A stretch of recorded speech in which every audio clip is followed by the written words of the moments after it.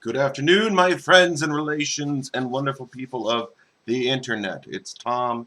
It's Thursday, the 16th of July. 10 days from you know whose birthday. I'm getting excited. Are you excited? I'm not excited for the age I'm going to be. 37. 3 plus 7 is 10. Means I'm 3 years to 40. And that is quite a scary prospect. Tom, you've not taken care of yourself very well in the last 10 years, my friend. I know other Tom inside of my head. I have not, but I'm working on it. I just went for a walk, and I got a coffee from Sawbones. It's Green Mountain Coffee. I believe it is the vanilla caramel flavor. Don't know how much sugar is in it. Justin Randall's here. Howdy across the world. I love your updates.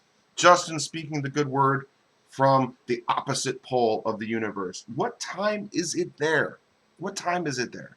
I don't want to out where you are, but I want to know what time it is. And then someone can decide whether you're in Russia or in Australia. They can figure that out on their own.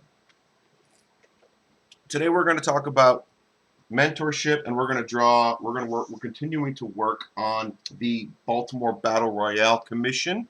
I thank greatly my patron who is commissioning this wonderful piece. It was their idea, Mr. Mike, and I am having so much fun with it. I'm learning many, many things. I recently got some great reference. Over the weekend, July 4th weekend, I got a boat ride with a good friend, KT, and Joe came with me, and Joe got some great pictures of water. And later, we were having some fun with some fireworks, some flammable objects and containers, and we got some good fireball reference. So I've changed a little bit of the fireball artwork here with the dragon with Mr. Bo and Miss Utz is driving it to attack the dolphins. I think there's a dolphin versus dragon boat fight happening here. A couple things have changed.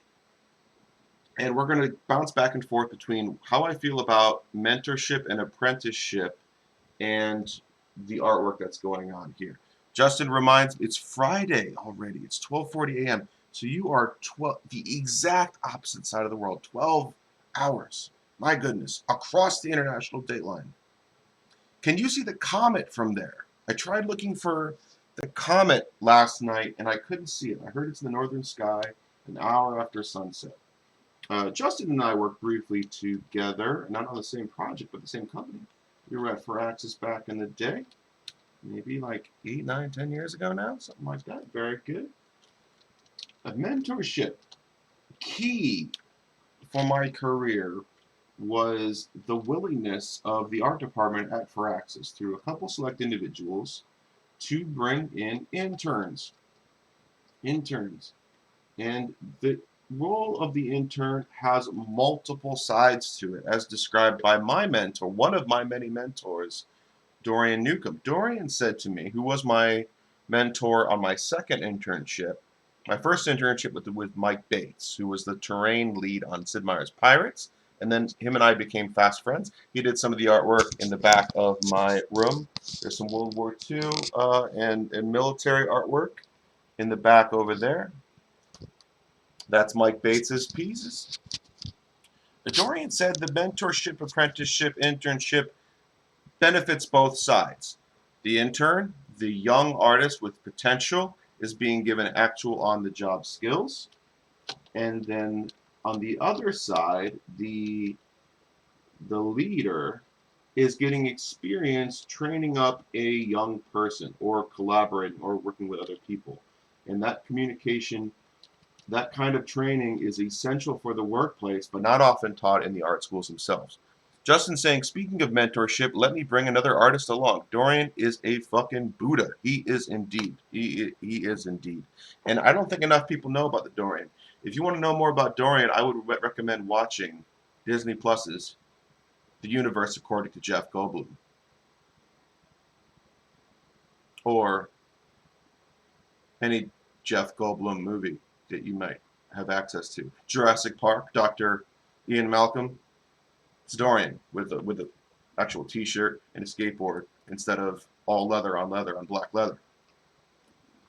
He is. I consider myself very lucky to have been mentored by the Mr. Dorian. Great guy, skateboarder.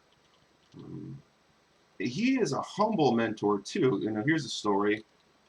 When I was interning at Firaxis, I also would take a week off in the summertime and go intern at the X Games doing video production. So ESPN camera work, and Dorian was a skateboarder. I knew he was a skateboarder from talking to him at Firaxis. I think I was wearing an X Games t-shirt I had gotten from the previous year. And Dorian came out, and actually I became his boss for a little bit. I was the main cameraman, and Dorian became camera assistant. But in previous summers, I was the assistant cameraman to other more professional camera operators. So the man was humble enough. This guy had led Civilization 5 art,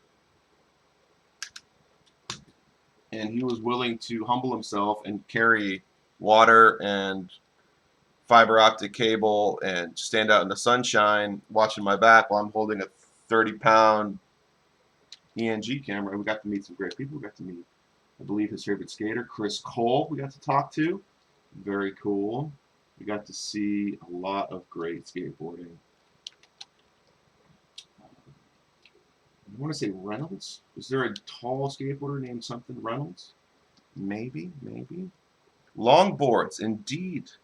Does Dorian? I'm sure Dorian knows how to longboard. Justin, are you a longboarder? Is there a place to longboard where you exist?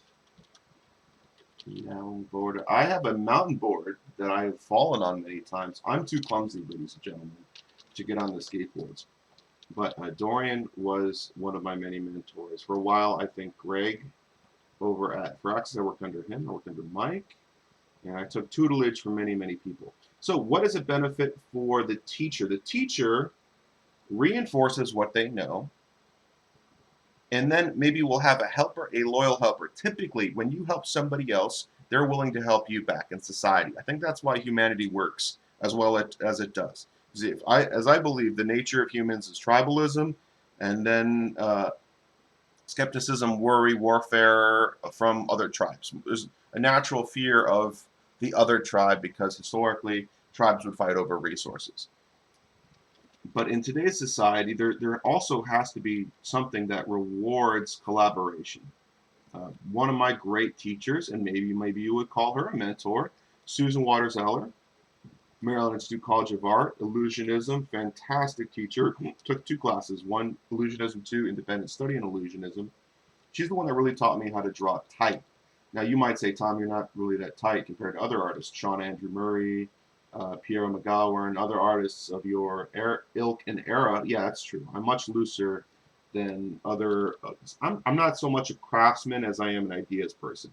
I like to get to the idea very quickly, and once the idea is explained enough, I want to move on to another idea. However, Susan, I really struggled with how to get tight, and Susan taught me how to do that kind of stuff. And she thought deeply about learning and about endorphins from learning. You read something that's insightful and educational, and your brain gives you a tiny little dope hit, endorphin hit, something to reinforce that learning is a good thing. Randall says, now I'll surf here. Man, surf is scary. See, I'm clumsy on a board, and I'm a bad swimmer, so surfing is just terrifying. I'll go watch though. I'll hang out on the beach with a big brim hat and a Mai Tai, and would love to watch you do some surfing someday. Get the GoPro, dude. Send me some GoPro footage of you on a board. That'd be awesome. You know, ladies and gentlemen, I'm fortunate enough to get out to La Jolla, California, San Diego, about once a year, if not twice. I spent 5 weeks in La Jolla this past winter. Why? Am I rich? No, my mom lives out there. My mom and my brother live out there. So I get to stay for cheap. I get to fly out Southwest, cheap, bonus-free points, Southwest credit card, Chase Visa. Just bought some stock in JP Morgan Chase yesterday, ladies and gentlemen. I predict it'll go up 40% in the next 8 months. That's what I predict. 8 months, 40%, JP Morgan Chase. Do I have money to put in the stock market right now? No. I don't got extra cash on hand. I'm moving stuff around. I'm moving stuff around right now. Justin loves the pirate setup. Yeah, man, this is fun. This is the Uss Constellation. It is a tall ship in the Baltimore Inner Harbor that I have activated for the purposes of this show. It was actually my commissioner's idea to get the Constellation involved. And I thought, heck yeah, man, I love me some boats. I haven't done nearly enough painting of tall ships compared to the amount of excitement I get when I see them. Baltimore had this great event, Celebration, for a few years. They bring in tall ships from around the world, and it was so cool. It was so cool to see all the tall ships in their harbor from the point of view of the water, by the way, too. I have to thank my old captain, Mark James, another mentor, another gentleman senior to myself who was willing to take me out on his boat and show me a thing or two about how to sail. And I have very good memories. Thank you, Mr. Mark, for taking me on the ship. And we had a sailboat race. His ship, I was just mobile ballast for the most part, moving around, keeping the boat level. All 260 pounds of tom-tom back in the day. Tom's now about 280 these days. But back in the day, 260, mobile ballast vehicle, and we got to see all the tall ships from Mexico, Argentina, Sweden, the Scandinavian countries. Canada brought some ships. There weren't tall ships. They were just naval vessels. Japan brought a naval vessel that came in. It was so cool just to see that nautical tradition alive for a day or two. I think there was flyovers and maybe some Blue Angel action, something like that. Super cool. So I'm trying to tighten this up just a little bit. One of the things I want to do today is get some reference from my 4th of July weekend. Justin will say, I will send some video, new mentorship opportunity incoming. Fabulous. Let's learn about some. So any chance I think you have, if my peers who are in their 30s, 40s, 50s out there, any chance you have to share what you know to the younger generation will help you and help them. Let's go back to being a good audience. If you're a student, it's your duty to listen and be quiet. Pay attention and also to ask good questions. And the reason you have to ask good questions is it lets the mentor know you're listening and paying attention. That's one reason. But you have to humble yourself. You have to, part of this, you require a mental humility in order for this relationship to work. If you want to learn something to get ahead, because the mentor is trying to help you. The mentor is trying to help you navigate the waters of the world. And just because you went to a high-end education, you had mommy and daddy bought you a $200,000 undergrad education and maybe like a $50,000-$60,000 private high school education and all the tutors from when you're growing up, doesn't mean that the lessons you learned from then are exclusive from the lessons that you learn as an adult. What up? I was just talking about Mark James. Mark James right there. What up, Tom? Great job and got to get you back out on the water. I would love it. I would love it, man. I was on the water. It was fun. Our mutual friend said you tuned into the broadcast. Wanted to give you a shout out. So that's why Mark needs to know that the reason this image even exists in the first point is because of that day we sailed into the inner harbor on the Constellation Cup race. And I saw the city from the water point of view, and that's my favorite view of Baltimore City. Federal Hill is cool, yes, but from the water, you're enveloped like the Colosseum. You're like Maximus, looking at, are you not entertained?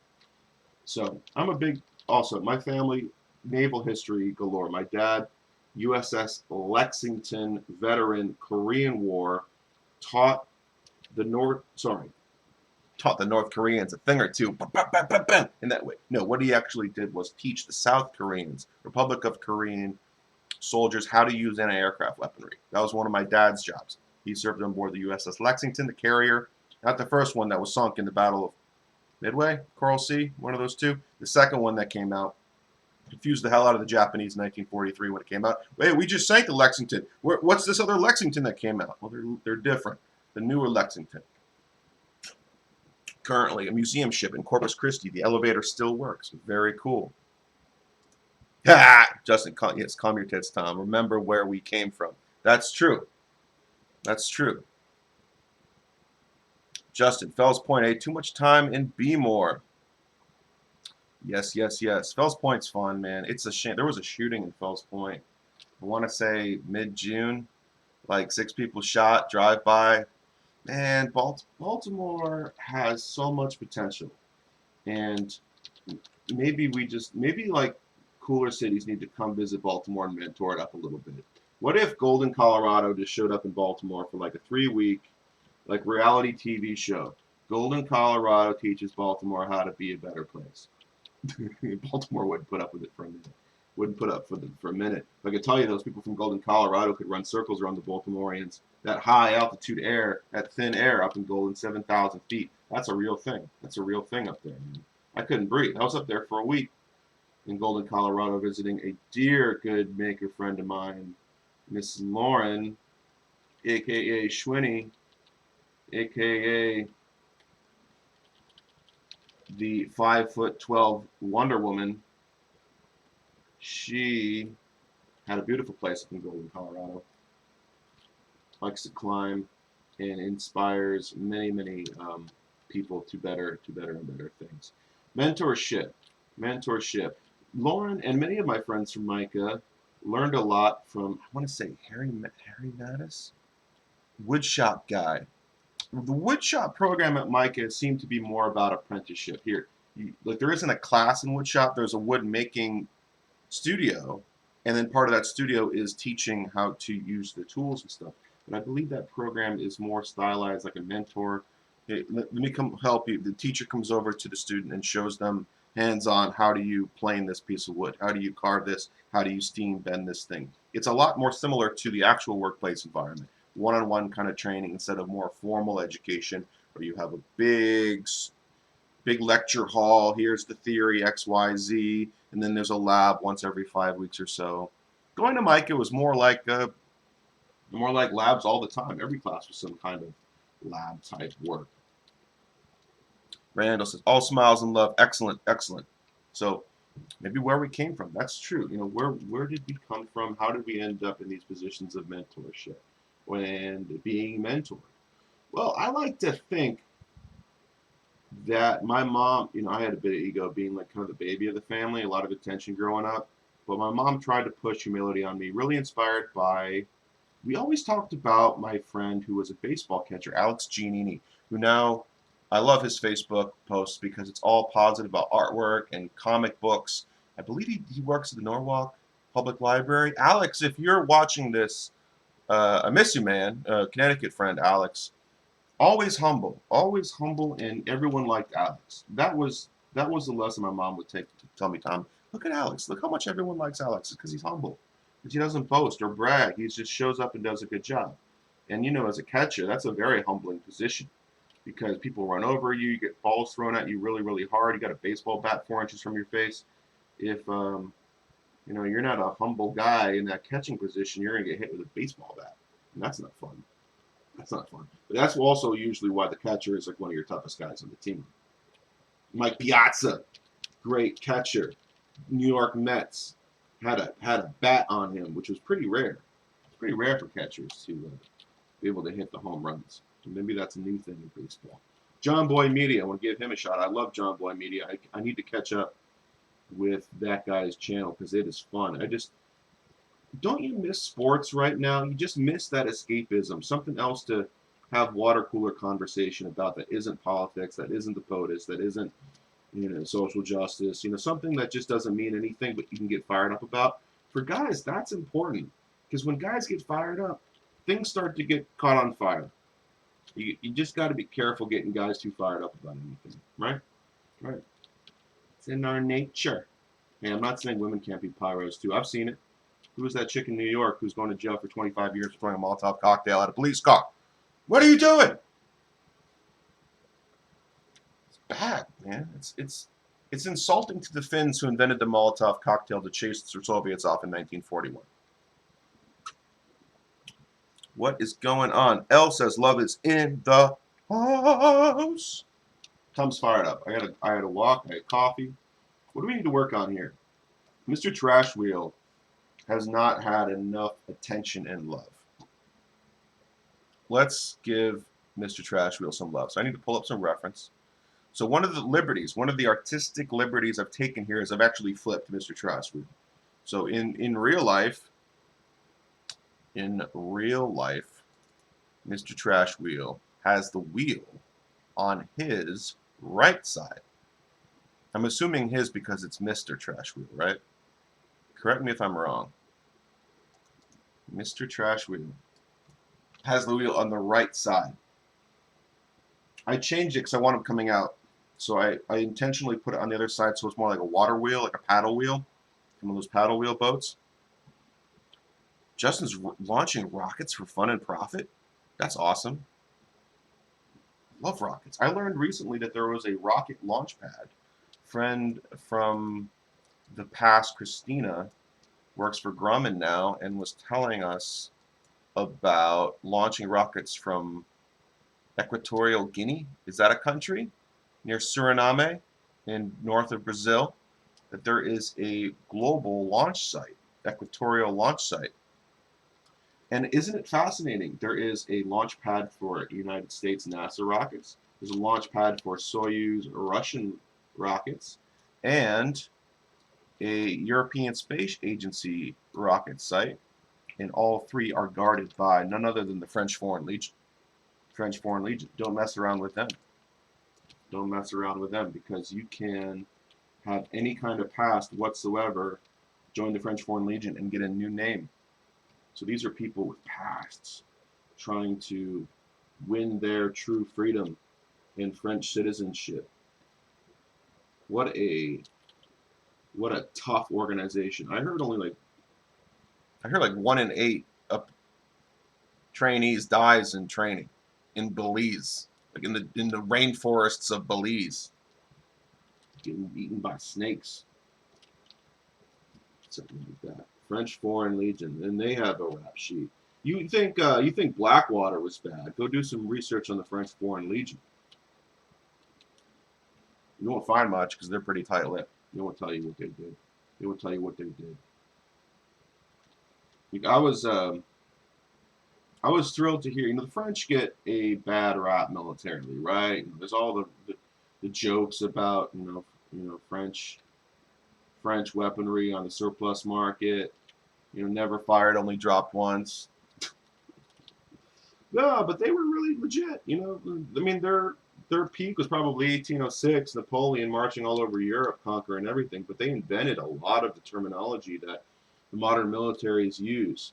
Defilade fire, enfilade fire. A lot of these terms are French, and they just sound awesome when they're being yelled by some kind of sergeant instructor somewhere.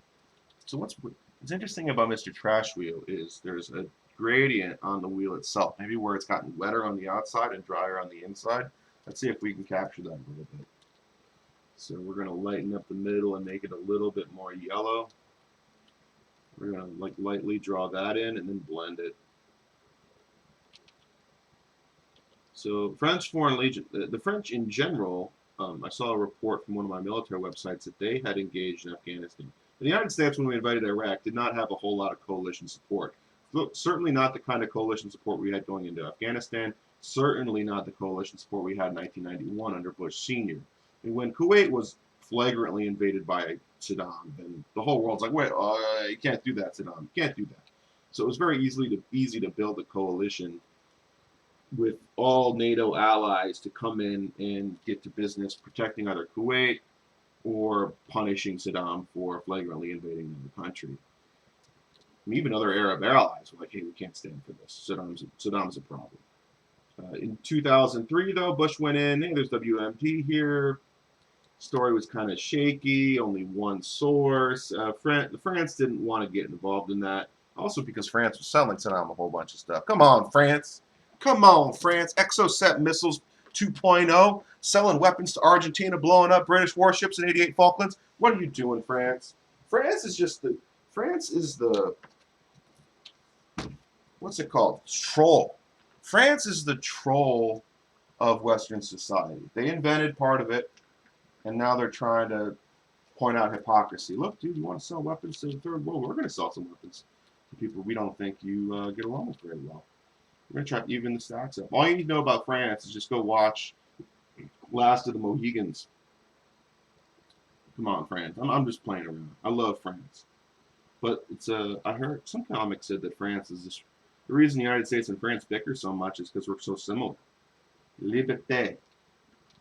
What do you think, Justin? Paddle wheel with googly eyes. That's right.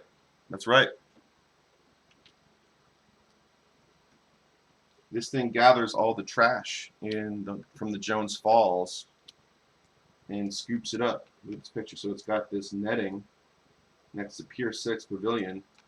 and it uses solar power to drive, I guess, solar power and the tide to drive a conveyor belt, so it just collects the trash and puts it in a dumpster in the back, and then that dumpster gets picked up by another boat and taken to someplace where they dump trash. Googly eyed Mr. Water Wheel guy. So there's these mounts in the front for connecting to, these look like pilings to me. Yeah, they're pilings driven down into the muck. And for the sake of this drawing, we're pulling those pilings off. So a few liberties, artistic liberties taken with this character. And I don't think that should hurt anybody because we have giant monster Mr. Power Plant Live electric monster, Electricity Boogaloo 2.0 up here, who doesn't really exist in real life. So I think if we have characters that don't really exist, we can have characters that do exist that are opposite shaped. Something like that. Something like that. Thank you everyone for tuning in. This is fun today. We're having a good time. We're having a great time here. Tell me, write in the comments something that you watched lately that you like. What's something you saw on the YouTubes? Maybe it's on Hulu Plus, ESPN. Maybe you saw it out your window.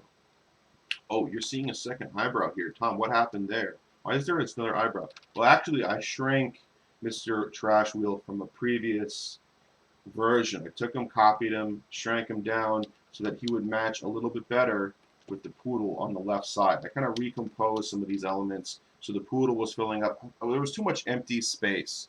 There was too much empty space. Let me open up a previous version. Let's open up previous version so you can see the difference.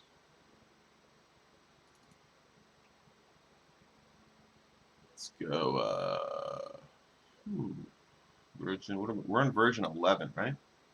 Something like that. Let's go version 7. Let's go way back.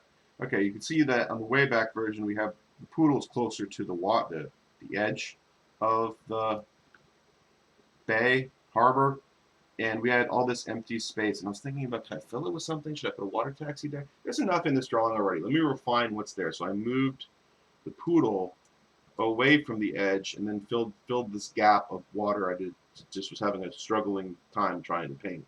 And then to balance the poodle on the left, I had to shrink Mr. Trash. See, Mr. Trash Wheel is pretty large here on this right side, which one is out of proportion with the aquarium behind it and the USS Constellation. But then again, Mr. Bow and Miss Utz are exaggerated big too. This crab is exaggerated. Anyway, I just wanted to balance the left and the right side out so you could see what happened there.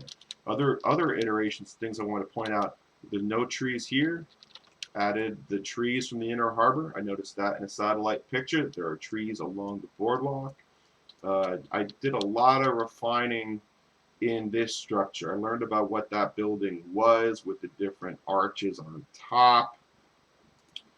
You can see in the original version, I just made some vertical lines here, kind of abbreviating what it was. So we did a lot of work on the skyline from here. This is the old one, now to the new one. We have a lot more work. We have a much cleaner looking thing. I did some research. Google Earth has been key on this project, ladies and gentlemen. Only Mike might see this. I even drew the whole Torsk logo on the submarine because I'm just a Navy nut. Navy history nut. No one's posting what they're watching. Come on, man. Tell me something you're watching. It isn't just yours truly. Google Earth reference. So I went on Google Earth, and these are some pictures I took from the Google Earth website. So we got the power plant. I learned, look at all these little beautiful windows, little details going on here. A lot of little good wear, distressed roof tile kind of stuff. Tried to incorporate some of that. Painted this building. I thought that building was pretty cool. Incorporated it into the work. I got some better angles on the geometry of the aquarium. This was very important for the foreground. Really interesting shape here. It's like these strangely polygonal, not polygamous, polygonal buildings. A lot of different shapes. Pretty fun. And then here's the other side. I wanted to see the top of the rusty scupper. Took a liberty there, moved the sign from the left side out into the front. I probably could put the sign back on that side. I'll think about that. But I needed to incorporate trees. I'm not putting in a whole bunch of boats. That would be way too much work. Look at that yacht. That's pretty cool. That's pretty cool. Federal Hill. Got some good reference of, ooh, that's interesting. Look at the little, there's like these little cornerstones, these white cornerstones at the edge of the windows of the Visionary Art Museum. I need to include that in the drawing. Also, I need to make the roof look like that roof. That's something I need to do. Let's do that real quick. Since we've identified it, let's fix that. I took the rusty scupper sign and put it here instead. Maybe I'll move it back. Yeah. Justin PM me. I will get back to. Do you want me to tell this story? Okay. Sure. Yeah. I'm good, dude. Cool. Right on. So mentorship's important. Justin's asking about a mentorship opportunity, and absolutely, I'm happy to help young people, and I used to do that. One of the reasons I taught at Micah and Art Institute was to give back in the way that I had been mentored by people from the industry who gave me a path, who showed me a path into the game industry. And I wanted to give that back and also take advantage of that learning opportunity, that sharing opportunity. I was humbled by it. You know, I learned from most of my student reviews were glowing, mostly because I was teaching actual skill set stuff, actual craftsmanship type stuff. The way Susan Waters taught me how to use shading to make things look like they're popping off the page. I tried to show students at Micah what a vertex is, what a polygon is, what an edge is, what are loops, some of the base how to do stuff within the 3D animation program there. And students dug it because there's a lot of theory at Micah. There's not a lot of hands-on, like how you actually do this thing. And look, there's just, my friend Steve Maneely is trying so hard down there to teach 3D, but he's just one guy. And I don't know how many teachers with actual 3D experience they even have down there. And it's so hard to keep up with the industry. I've lost so many steps just from where, like, I feel like I never caught up to whatever contemporary 3D was, and I was working in the industry at the time. I was working on games that had a different requirement. These Civilization-style games had a further camera out, so I wasn't getting into the high-end Z-brushing stuff as much as some of my other peers were. What am I doing? I'm getting off topic. Let's fix this roof. What's the roof actually look like? It's got this kind of archway thing, which is actually really cool. There's some kind. I'm processing this. It's hard. I spent time drawing this thing, and it's hard to just leave it. So, but sometimes you got to murder your children. You gotta murder your children sometimes in artwork. You gotta get ready to throw stuff out. Michael Economos, say what you will about him, but he showed that it was easy to throw something away and start over and make it better. Sometimes that's important. Sometimes it's important to take the hard to swallow pill. Get you toughened up a little bit. It's good to make mistakes in college where the consequences aren't so serious.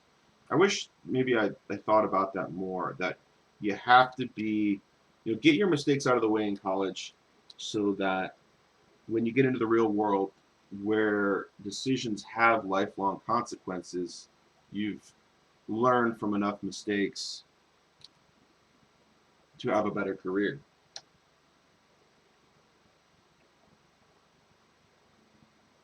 What are some things I learned from my students at after work? Well, they're damn creative.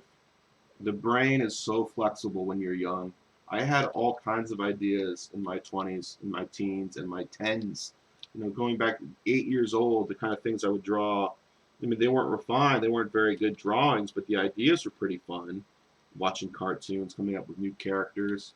Hey, I like the jetpack guy, so let's put the jetpack guy on a swimmer guy, and then we're gonna have a big green rifle on him. That's also a fishing pole. Like, kids just kind of can combine stream of consciousness ideas from far-flung parts of the galaxy, whereas adults, my brain has been fused in the reality that I perceive, and it's getting harder and harder to push my mind outside of the reality that my world's surrounded with.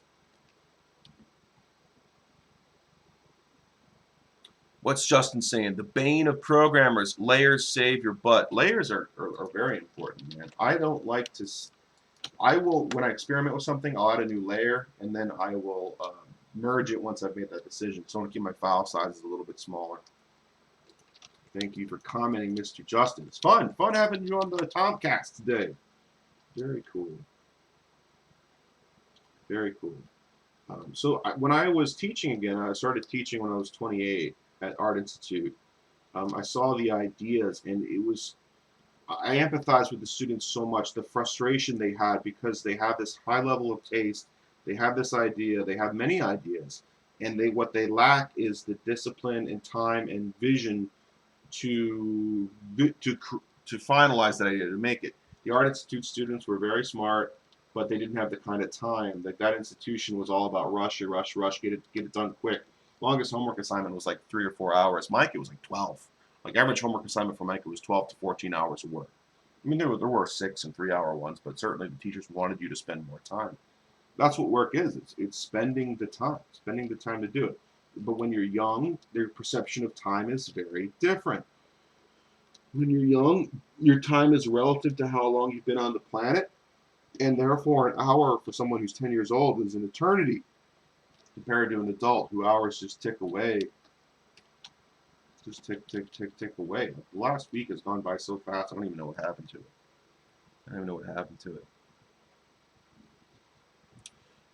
So yes, Justin, have that person PM me, and I would be thrilled to talk with them. I got messages coming in, ladies and gentlemen. Messages coming in. Excellent, excellent, excellent. I'm glad to have a stream today. This is good, where people are chiming in, getting me pumped to be here. It's very hard sometimes to talk and draw, and I'm trying to do it. What else have we learned from students? In general, I noticed this, I might have said this before, but I noticed within Micah, the illustration students tended to achieve success on assignments at a higher rate than students from other departments. And I think that is because they're used to deadlines. They're used to keeping their scope constrained, and they can achieve the scope on a shorter deadline of time. I noticed the animation students, the sculpture students had much bigger, much grander visions of projects. The general sculpture studies, they have these big ideas, big ideas. And when you're trying to achieve a really big idea with a new tool set, you're setting yourself up for failure and disappointment. You're just not going to get there all the way. If I was to go back and teach today, I would say model this cup. Lesson 1. It's a cylinder. It's a conical cylinder with a slightly interesting shape on top. There's a conical hollow tube, and then unwrap and texture a coffee cup. And I would have the students spend 3 weeks doing it. First week to model, second week to unwrap, third week to paint. And that would be 24 hours of work for one thing. And honestly, 24 hours, like 3 work days for a professional full-time artist isn't out of the question to make something high-res for a movie quality asset. So I think that's what I would do. I would keep it simple. Keep it simple is what I would do. And it's better. Sometimes doing the small drills reinforce the overall quality of your work. Like get back to the fundamentals. Come on, Tom, get back to this thing. What am I seeing in the reference? I'm seeing that there is, I just gotta draw this out. There is some kind of shape. I don't understand what this is. It looks like a light tube, some kind of box that comes off the roof. These also don't line up. This needs to be a little taller, the roof. So I'm gonna use the stamp tool and just come up just a little bit more just to get something started here. Get that a bit higher. Okay, that looks good. There's some kind of stain, there's some boxes, and then there's going to be destruction here because Domino Sugar Man has smashed through the back of this building. We have lighter corners. These windows are actually square. Wow, get a load of that. So I think what we have is there's a cross brick on top of the windows. that has these little cornerstone things. It's pretty unique. And in artwork, if you can get a little bit of that detail, it gives it reality. It makes it actually exist. Just like human beings, every human's a little bit different. Every snowflake's a little different. That those idiosyncrasies makes them unique and therefore makes them alive. Uniqueness and aliveness, I think, go hand in hand. My animation's really weird. I love Sturgill Simpson, and he did an animated music video called Sound and Fury. It was a whole movie of his entire album. And there's one track I love, A Good Hook, I think the song is called. And they have animated characters in the background who are all in lockstep dancing. And it's really surreal because they're all exactly the same. If they were just a little like a frame or two off, or a little noise in the animation, it would have felt more realistic. But it's uncanny. Like when things are too perfect, it becomes the uncanny valley, and then our bodies reject it because we think it's dead. We think it's some kind of like puppeted animated thing, and it's not actually human, and that scares people. Uncanny Valley is real, ladies and gentlemen. It's real. I wonder what Justin thinks about Death Stranding. Very beautiful video game. Maybe some Uncanny Valley animation type stuff going on. I only watched Donkey's review of it and I laughed my head off. Donkey did a great review of that game. I think that's all I need. I like watching videos of the Kojima games. Playing them, I find it to be a little tedious. I should have loved Metal Gear 5. And I played 40, 50 hours of it. But I got so lost in the side missions that I kind of got bored with I went too deep with the side quests, and the main quest was taking too long or something. And it gets silly. Like the Kojima main stories have a little too much silliness in them. It gets really frustrating when you have the side quests feel very real. Then the story is this silly thing that's making fun of itself. It's hard to take the game seriously. It's very confusing as a player of the Kojima games to like buy into this world. Like Zelda is a stylized game, heavily stylized, but it's consistent, so you buy into it. There's no uncanny moments at all. It's 100% cartoon, Studio Ghibli style, even, and that was a brilliant decision by the Nintendo artists to like, hey, let's use something that works. Let's pay homage to Studio Ghibli. Ghibli has already figured out, Miyazaki's already figured out how to appeal to a Western audience. Let's lean into it. All right.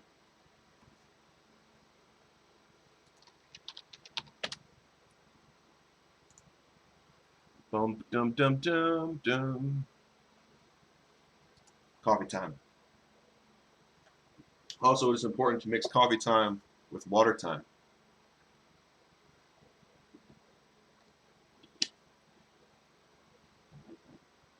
There's a heck of a lot of talent out there in young people.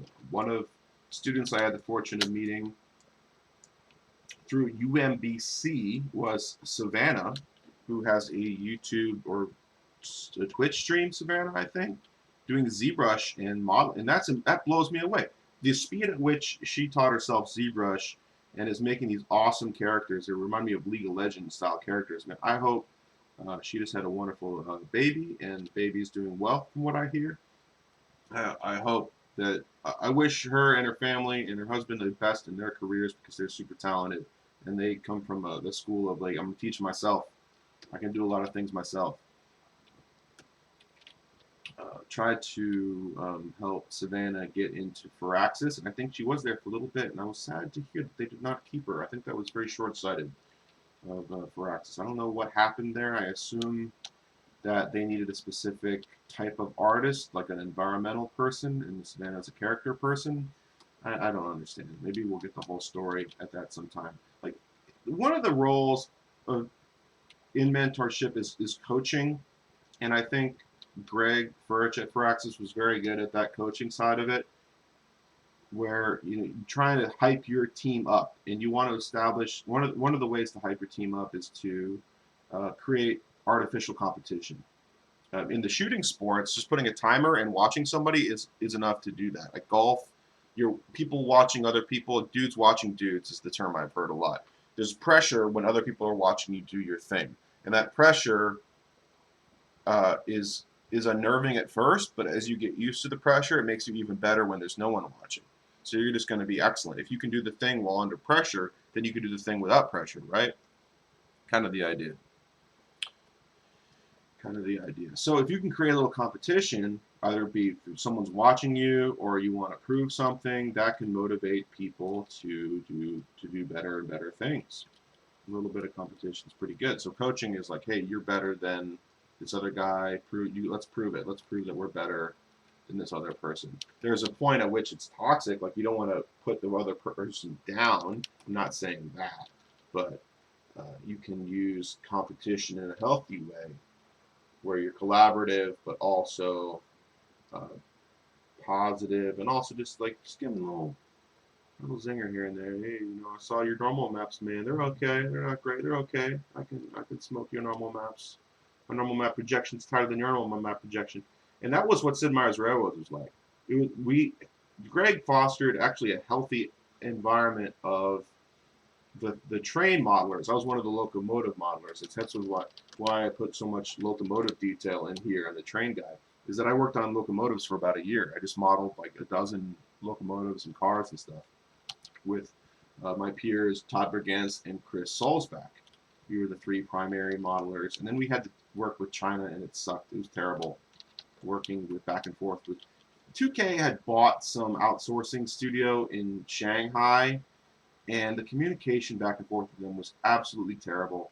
And we had some very specific needs of what the models had to do functionally for the animators to make them move the right way, and we didn't have the time to explain to them all the specific things. So they would go ahead and make something based on how they wanted to make it, not realizing the specific needs of our project. Was it our job to educate them on what we needed?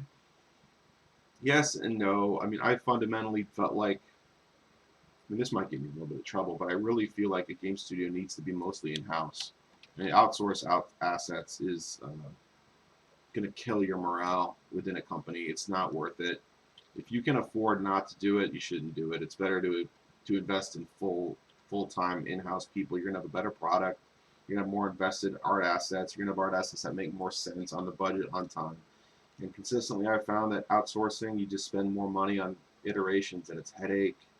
Sometimes you got to do it. Sometimes you have a project that's so big you just can't hire somebody to do everything, like modeling little bits of junk that just need to be populated throughout the world. That makes kind of sense. But in a procedural game, where things need to fit together and work well, it's probably, your art is so technical, it needs to be made in such a specific way that it's better to have those people be full-time employees. And so at Firaxis, that was the case. Games were procedural, high object draw count. Things had to be made a very efficient, specific way for them to work. Now, I also know that Firaxis has evolved on that since I left, and I believe my peer Brian Theodore became an excellent outsource manager on a few of the projects there. They've identified that you need a dedicated outsourcing artist who just manages the outsourced art internally. So one guy maybe manages like 7 or 8 outsourcers and is giving them a full-time job, is just giving feedback and directing what they're doing. Yeah. Justin says a couple things. Really, I thought it was sending Ken and I on Friday craft beer runs while Sid was playing some Pink Floyd on keyboards and Barry was blowing a sax the time we got back. Those were fun days. Back when Beer Fridays were a little bit more chill and Sid would come up and play music, or at the parties, company parties, Sid Meier and other people would get up there and play some songs. I sang a song or two. I played bass in Sid's band. That was fun. This is Steve caught up with me in Singapore back in 2013. Steve Ogden? Which Steve came to Martin? Who came out in Singapore? I would assume the CEO of Martin. Singapore. I like that the word sing is in it. How are we doing here? This is a mess. We're gonna clean it up. Some kind of arc roof thing. It's got some painted elements to it. I'm not sure if it doesn't seem like a reflection. It seems like some kind of decorated wall element type thing. What else have I learned from students? I learned how to more efficiently teach. And I'm not very good at it. One of the reasons I haven't really pressured to come full-time teaching again is because by teaching, I learned how bad I was at teaching. I might know the subject matter pretty well, but the human learning side of it is very difficult. Some of the effective teachers that I've learned from talk about how important just being familiar with human learning is to the process. Teaching's a hard skill just by itself, but getting better at that makes the world better, right? Don't you think? This perspective is pretty ugly. So we need shadows coming off of. The sun's coming from basically above right. So this area should be in shadow. That's going to be in shadow. This backside is going to be in shadow. I'm just layering, glazing on some dark blue, purple kind of stuff. And then I want just some beams and pipe and stuff coming up out of the ground. So we'll give a little shadow. This crane has busted through the building, so we're going to have all kinds of components. It's kind of above. It's kind of above, but maybe it also kind of came through just a little bit. So we'll just shade this whole thing just a little bit. Yeah, that's good. Just a little bit more darkness in that crease, a little ambient occlusion. Down there, happy little ambient occlusion. And then just dust and schmutz and all kinds of debris. Maybe some beams. It's cool to get like a little bit of a trellis and occasionally in there. Just get a couple specific details. Cool. Maybe this is cracking here. Ooh, crack lines, something like that. Let's get the rest of this roof. It seems to be getting a little darker on top, maybe because it's a reflection from the camera angle. Let's look at the reference again, ladies and gentlemen. Here's the reference. You have some kind of lip on the roof that's catching light. These are windows, and then there's some shadow behind that. So this isn't exactly accurate, but that's not my problem. Just want to get it done. No, we're having fun. I'm adding a lot more detail to this project because we're having a good time with it. We're loving it up. I was doing a podcast with my friends Dustin and Devin the other day, the Makery podcast, Art of Craftsmanship, talking about things we love. That'll come live a week from Friday. I will send out links to that podcast, talking about the process, talking about where I came from, talking about my evolution as an artist. Their podcast is a lot more about maker, craftsman, folk kind of art. Dustin makes knives and bows and wood projects, things to do with manliness, metal grinding, swords, axes, all kinds of fun, piratey kind of stuff, woodsman kind of stuff, adventurer kind of stuff. Things Zelda, Link would be pretty jazzed to have. I think Zelda's Link would be pretty jazzed to have an Art of Craftsmanship commissioned woods knife.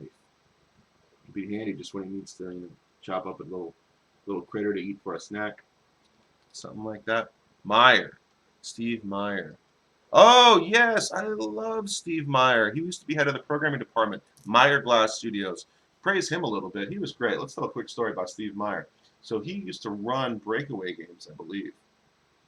And he came to Firaxis and then brought a lot of the high-level programmers and artists from Breakaway to Firaxis to help on Civ 5. Without them, we couldn't have gotten Civ 5 done. That was the crew that ended up leaving around the same time I did and went over and formed Oxide Studios. Good people. Oxide Games, very intelligent, smaller, but growing very fast game company in Timonium. Look for their game eventually.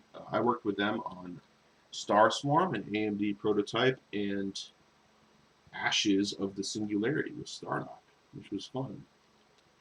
Poor Ashes. I wish it could have been more than what it was. I would have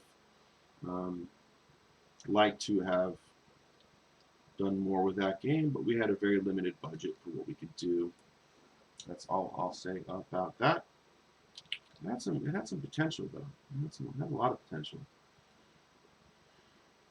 So they're on to bigger and better things, which is pretty cool. But they were all part of that breakaway thing. Steve Meyer brought in all these talented people, and Steve, he came from toys. Before he got into software, he was in toy development. He told me once about meeting Evel Knievel. He went to that. I think he was at the Snake River launch. Evel Knievel put himself in a rocket and shot himself over the Snake River. And I don't think that went well for Evel Knievel. I don't know if he lived through that or not. But Steve Meyer was there. Steve would tell me, he's like, Tom, I don't know about programming, but I know about people. I know about people. And I believe he was universally loved at Firaxis. He retired. I think he had a bout with cancer. Not really sure what happened there. Great guy, though. I used to poke into his office. Now, Firaxis had soda vending machines that were subsidized by the company, but not free. So it was 25 cents to get a soda, or maybe like 50 cents to get a snack, granola bar, Snicker bar or something. I think it was a pretty good system because when I went to help Oxide on their next project, we just got the fridge. Oxide got the big industrial soda fridge, and there was cases of Diet Coke, and I put on pounds. I put on some serious pounds. Pounds. So it was better when it cost a quarter to get a soda. Steve Meyer would have a change jar in his office. Anyone that visited him got a quarter. Hey, thanks for visiting me. Go get yourself a soda. So reward system, and he would check in. Hey, what are you up to? What are you doing? Tell me what's going on. So part of my weekly routine at Firaxis was to get out of my seat and go walk around and talk to people. And I just poke my head in the office. Hey, we're all one big team. Let's find out what everyone's working on. And guess what? People who I mentored or were mentored by, I had already built up a communication with. Therefore, it's easier for me to pop into their office and say, hey, what's going on, Greg? What's going on, Souls? What's going on? Show me what you're working on. Teach me something. Show me what you're doing right now. Poke into Andrew Kincaid. Hey, what's that cool model you got working on? Kincaid would be like, oh, check this thing out. This is a tool Dave Black made called Mega Connect. You should get this. I'd be like, oh, Zip, Dave Black, what's up? What's this Mega Connect script for Max, the new hotness? What is that? Can I get that? And of course, Dave Black gives me a script that saves me like 2 hours a day in my workflow. So when you have an environment of talented people that you're surrounded by, take advantage of it and figure out, spend 30 minutes a day just walking around. Hey, what are you working on? What are you doing? What's cool over there? Who doesn't want to see what other people are working on and praise them for the good work that they're doing? So Steve Meyer would be like, hey, Tom, come by. Let's hang out for a little bit. And I would go to his dry erase wall and draw a tank or draw an airplane or draw a unit from Civ 5, like a pikeman or a crossbowman or something. And he loved it. He loved having a little concept art in his office. And that was fun. We would talk about what's going on, what's happening in the studio, how you doing, what's management like. And over that time, just for fun, built up a relationship with management at Firaxis just by poking in and saying hello. And then when things got a little rougher, I knew who to talk to. When I was having problems, then that relationship was already established, and then it was fluid. So if you've made the easy conversations easy, it makes the harder conversations a little easier to get started. I mean, who wants to have a hard conversation with somebody that they don't have any kind of communication relationship with? Right? And that's setting yourself up for disaster. Don't do it with respect. So you got to create a baseline. Any kind of test, you have to have a control group. You have to have a control group. So in life, just communication, water cooler communication is the control, right? So the test is when things get hard, and then when you go into the hard communication, you know what the person is actually like in good times. Is their behavior out of the ordinary, or is it regular? All that kind of stuff. Team building, having conversations, knowing how someone else thinks. I mean, in the video game industry, we have people who think wildly differently. Justin said, I spent a lot of time in your office, Tom, mostly to listen to Dorian Newcomb. That's right. We had the baller office. We had the baller office. We had a futon. I had a mini fridge full of Red Bull, sometimes vodka. And we had the tapestries. It looked like a college dorm. It was the most college dorm office in Firaxis back when we were at the Executive Plaza. We had a corner office. We had some space. People could hang out. Dorian had a bookshelf. Dorian was doing it. This was probably 2005, 6. So I was in the office with Dorian for 3 years. was Party Corner, and then it became Civ 5 headquarters because John Schaefer, we busted a wall out. John Schaefer moved in, and then Brian Wade, I think, moved in. Ken Gray at first. Ken Gray was the first Civ 5 lead programmer, but then he got pulled to Civ Rev or another project. So Brian Wade from Breakaway. Justin, were you a Breakaway guy? Justin says Sid was a teddy bear. He was. Sid's a wonderful man. 2009. I only had lunch once with Sid, and it was after I left, and I deeply regret that. I should have had a lot more lunches and conversations with Sid. I did have some good working relationships. I collaborated with Sid on the spaceship design of Civilization Revolution. That was fun. It was cool. And then I was his lead artist on a unreleased game in 2010, 2011 for a year. And then I was replaced by Brian Bussati. Story time with Tom and Justin. This is fun. Schaefer. Nope. Yeah. So John came in to do Civ 5, and he moved into the office with us. So Dorian and my office became the hub for Civ 5 in, I want to say 2007, when the project was getting started. 2007. Then 2008, the teams reshift. There were 3 floors that Firaxis owned at the Executive Plaza. It was like 11, 12 in the penthouse. And then we reshifted so that XCOM 1 had the 11th floor, and then Civ had 13 penthouse. And then 12 was like management for a little while. Like Steve Martin kept the CEO's penthouse office, but Sid was on 12 and Barry was on 12, so that like all the producers ended up being on 12 because they were between the 2 projects. I vaguely remember something like that. Justin says, yeah, I remember shouting matches with John and I. Yeah. Oh, no. Poor Don Winchell on Civ Rev. Don Winchell's a champion. Don Winchell did all of Civ Rev on the Nintendo DS himself. I think he was the only programmer on it. It was Sid Meier, Don Winchell, I think McKibben, Brian Felges. Like, that team was so tiny, and it should have done way, way better. I don't know what the final numbers on Civ Rev DS were, but that was Dorian would say that was the best version. DS version of Civ Rev. Tanner. Angry Tanner. There's a unit of measurement now called Tanners because of him. Right? How angry are you? How many Tanners of angry are you? I think he's doing much better now, though. I think he's like lead networking programmer at ZeniMax Online, and a lot of success with Elder Scrolls. Tanner was very angry. Firaxis made people very angry, too. It was easy to get angry at Firaxis because anyone who was there was probably passionate about games. It's kind of hard. I mean, it's possible to be there and not care about games. I definitely saw artists who don't really care about games who just work there and enjoy the art-making process. That's fun. But there was a lot of people who came there because they were fans of Cid or Civilization, and then they were working on other projects that maybe weren't Civilization. They were upset, or vice versa. Or they were like when XCOM came, a lot of people were excited to work on XCOM, but then XCOM became its own kind of thing. And I can't speak to it because I wasn't on that project. I just kind of witnessed it from far away. I was not on XCOM. But it did have a lot of problems. It did have a lot of challenges on that project trying to get a procedural game in the Unreal 3 engine, which was not designed to do procedural content. I believe Unreal's a lot better now, but back in those days, there was a lot of challenges trying to get a different point of view in that engine. Benefits were better tools for the artists, better tools for the content creators, but very challenging to make a different type of game than a shooter in Unreal back in those days, if I recall.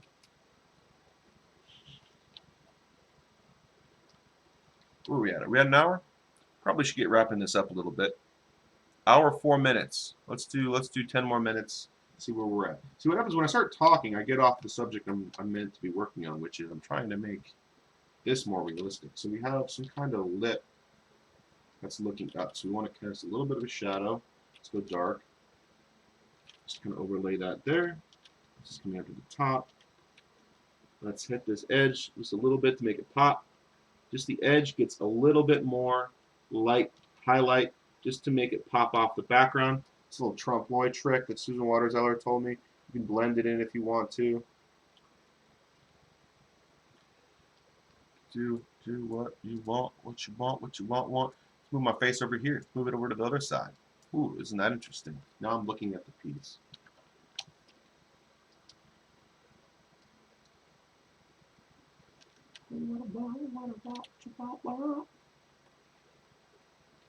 Mentorship. It's important. Share something you know. I think we're all here to help everyone else out. That's something I learned from my sister Molly when I worked at the X Games. She gave a speech on the first day of the event, or actually it was 2 days before the event started. It was prelims. This was like 2007.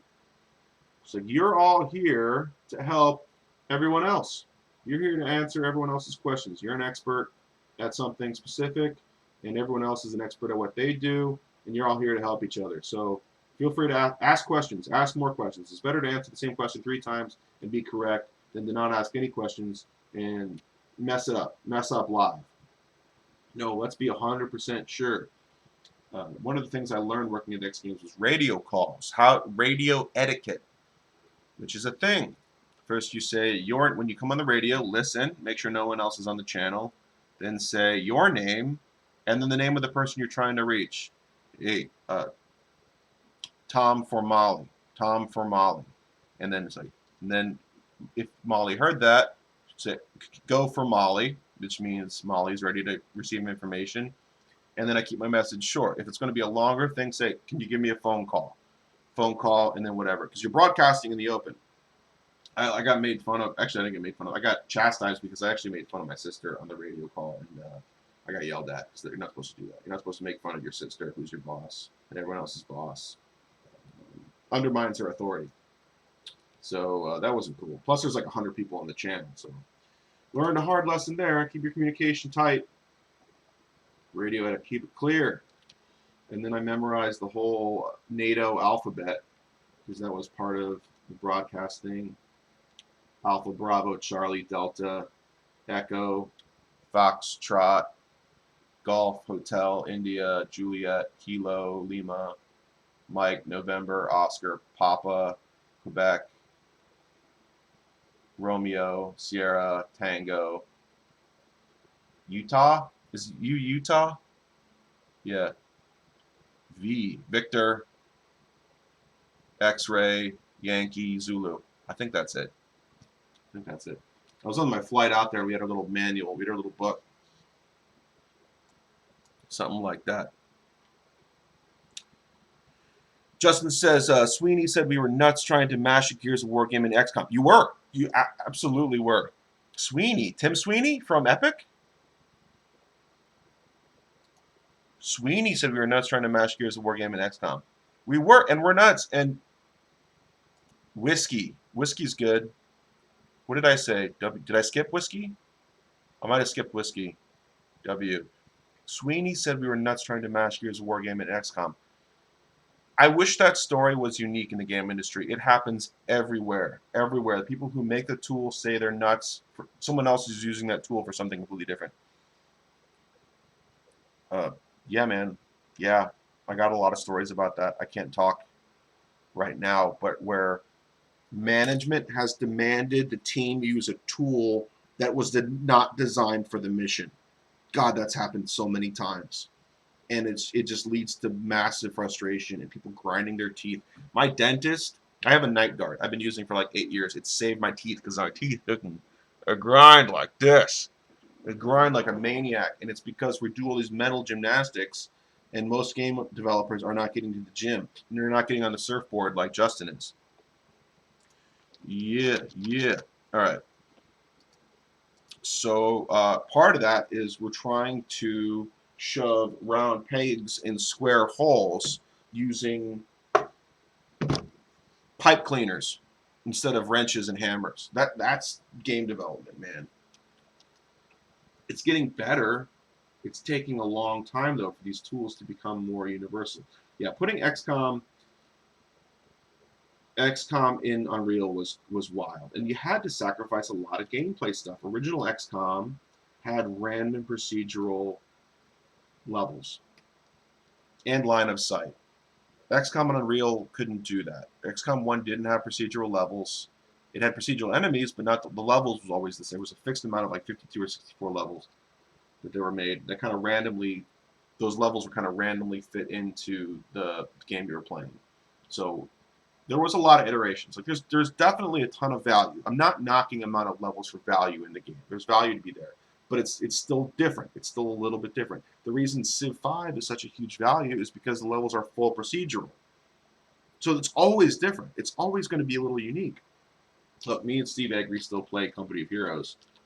Long live Josh Mosquiera, who designed that game. Company of Heroes is what, 15 years old? And those levels were so good. We're still playing like the original level pack. Like, every other day we're playing one of the original levels, and there's like 16 or 20. But the game has so much randomness in it that the player can actually build fortifications and change the nature of the map a little bit. Things can there's some destruction, so the player can destroy some buildings, creating openings, creating funnels, that kind of stuff.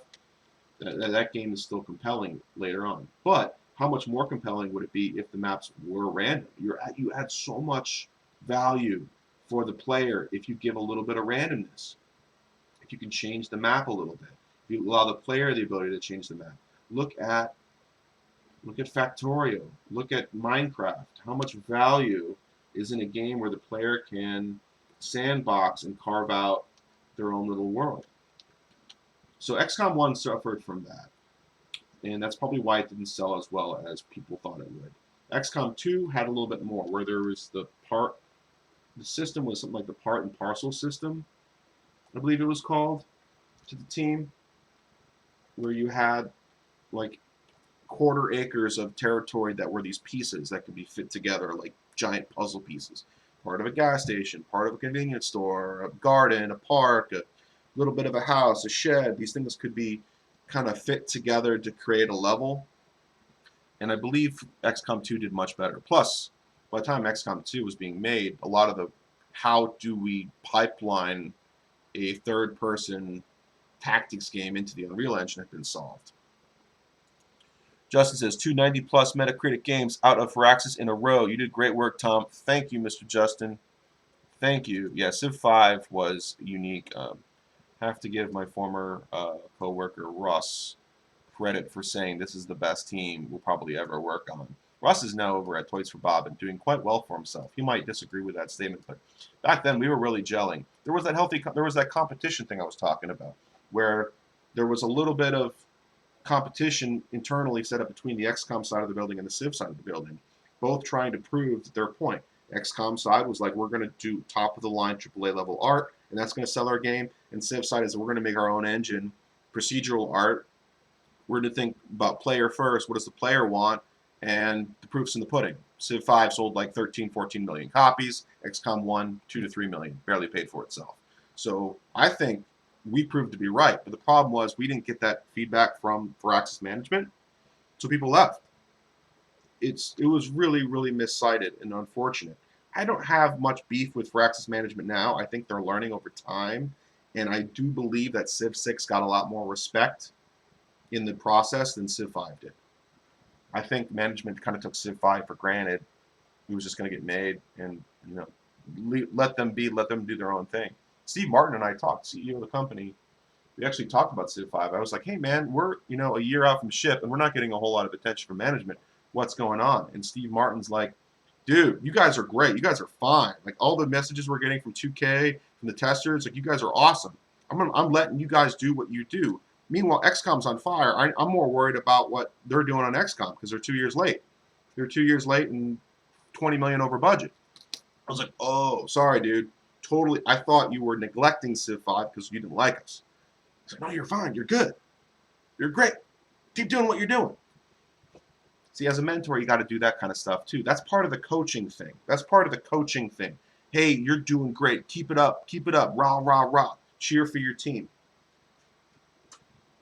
That's hard teaching too. Like, I got to be honest. One of my deficiencies as a teacher is something called favoritism, which is now becoming a big problem at Micah. I don't think I did it as bad as some of the people who were alleged who did it bad. Dan Kroll, I heard a lot of stories about playing favorites in a very negative way. But it's very easy, seductive in the way of the Force even. Like Emperor Palpatine, the dark side's very seductive. It's easy to get excited about a virtuoso. If you have someone who's awesome in your class, it's easy to hop on them, focus on their work, and try to make them supreme and elite. But you got to remember, as a teacher, you're being paid by the whole class to be there. It's hard to remember who your client actually is in the academic institution.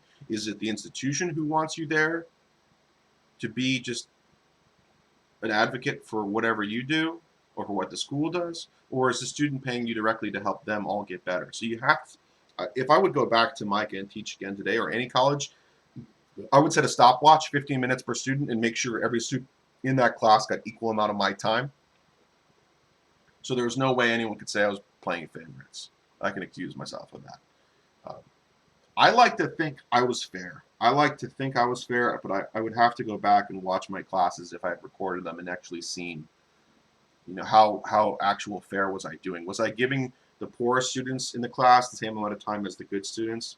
I remember there was one student, I think his name was John, who was already using Unreal. Outstanding modeler. Like, I have no idea what he's doing these days because he was so far ahead of the rest of the class. I said, dude, you're awesome. I'll give you a little bit of feedback, but I'm just going to let you run. You do you, dude. Use this room as a studio. You can pay attention if you want. I have some feedback for you. But go ahead. And I knew that I had a room full of other students who were way, way, way behind, and I focused on them getting their skill set up. What's Justin saying?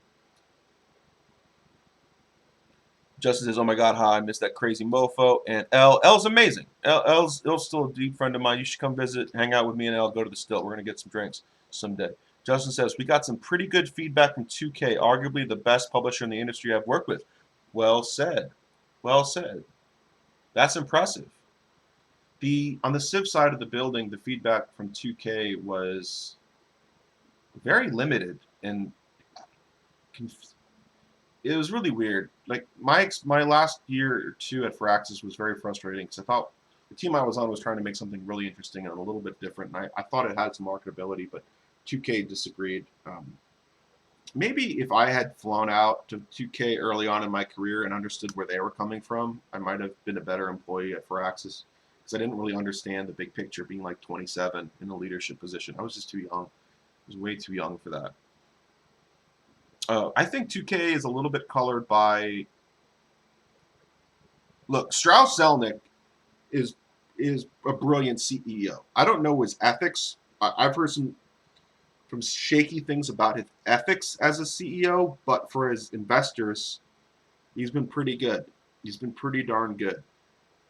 The former president, Christoph, I thought was I didn't like Christoph had to say. He did not understand Firaxis. He really didn't understand Firaxis or strategy games at all. He really didn't care about strategy games. He was the former, I don't think he's still around, but he was the former president of the 2K Games division. But Strauss understands that artists need to be edgy. I think because he came from the music business, right? Strauss Zelnick came from music, where rock stars are rock stars. They're nuts. Drugs, alcohol, girls, whatever, party life, party life. Game developers are pretty chill compared to that. Like, the rock star, that's as far crazy as you can go on one side. And the game developers are like here. So that was much easier for him to manage. Plus, game developers make a shit ton more money than music does. So I think he had been tempered by music and came in and was perfect for managing game development and realized that, like, boys are going to be boys and reality is reality. And then, his focus had to be Rockstar Games. But Rockstar Games had this reputation for doing Rockstar kind of behavior. Drugs, New York City parties, that kind of stuff. But they made Grand Theft Auto. Dude, I don't think you make Grand Theft Auto without having a little bit of that life in you. And I think the history of art tells us that the best artists have to dive deep into the world that they're studying. Look at Vice News. Who's the famous reporter who was all about Las Vegas drug culture? Fear and Loathing guy. Fear and Loathing Las Vegas guy.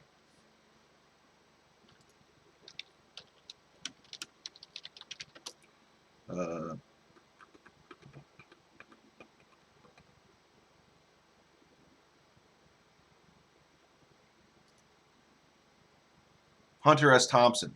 Yeah, Hunter S. Thompson. Like that full deep dive into the beast. So that's why Justin saying Edinburgh, Scotland. Is that where it was made? I thought it was New York, and it was made in Scotland?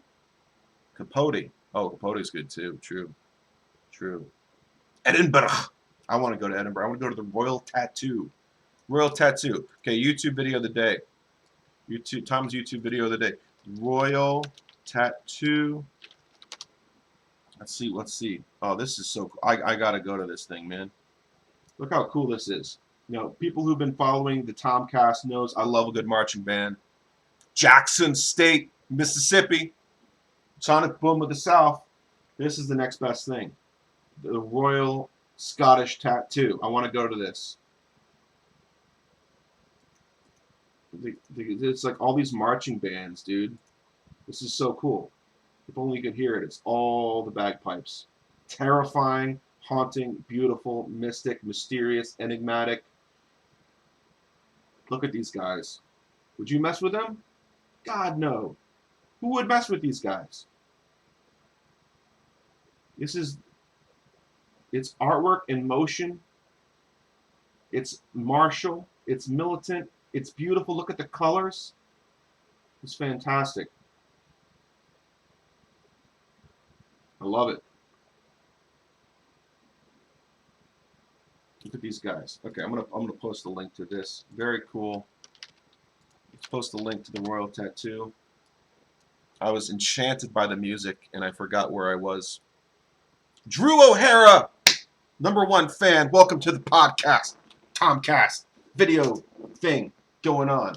We were talking about you, your brothers. Your brothers and I had a lovely conversation about you. You may hear your name mentioned in the Brothers O'Hara podcast in a week. It was fun. Very good stuff. What's Justin saying? Not R in California. R at Rockstar? Rockstar? I remember talking to former coworker Melissa Sawicki about Rockstar California. Carlsbad. Who was it? Red Dead Redemption. Oh, that game was good. Oh, that game was good, but boy, that crunch was brutal, I heard. I heard that crunch was brutal. Years living in Carlsbad, but you can't go enjoy the beach because you're too busy working on a video game about the Wild West. But that was awesome, dude. Who didn't love Red Dead Redemption? It's got that reality to it. It's like The Wire. Like the TV show The Wire is so good because it's written by a cop who was there and a reporter who was there who experienced it and is like, dude, this is stranger than fiction, man. We got to make something about this. Same reason Generation Kill is so good. All those HBO shows, they're so good. The mobster one, Sopranos, I gotta watch more of that. All I've seen is season 1. It was incredible. It's like, this is not what I expected. It's so good. We're still going. We're about an hour and a half strong. Drew said, guess I gotta listen then. That's right. Put it on in the background while you're in the tub, scrubbing your bits. Hang out, listen to the soothing voices of Devin and Dustin. Man, talking to Justin, I just want to be sitting on a beach watching some surf and drinking Mai Tais. Pina coladas. Dude, where am I going to get my annual pina colada this year? All the bars are, I'm going to get COVID in the bars. What am I going to do? I got to go find an outdoor tiki bar and get a pina colada with a rum topper.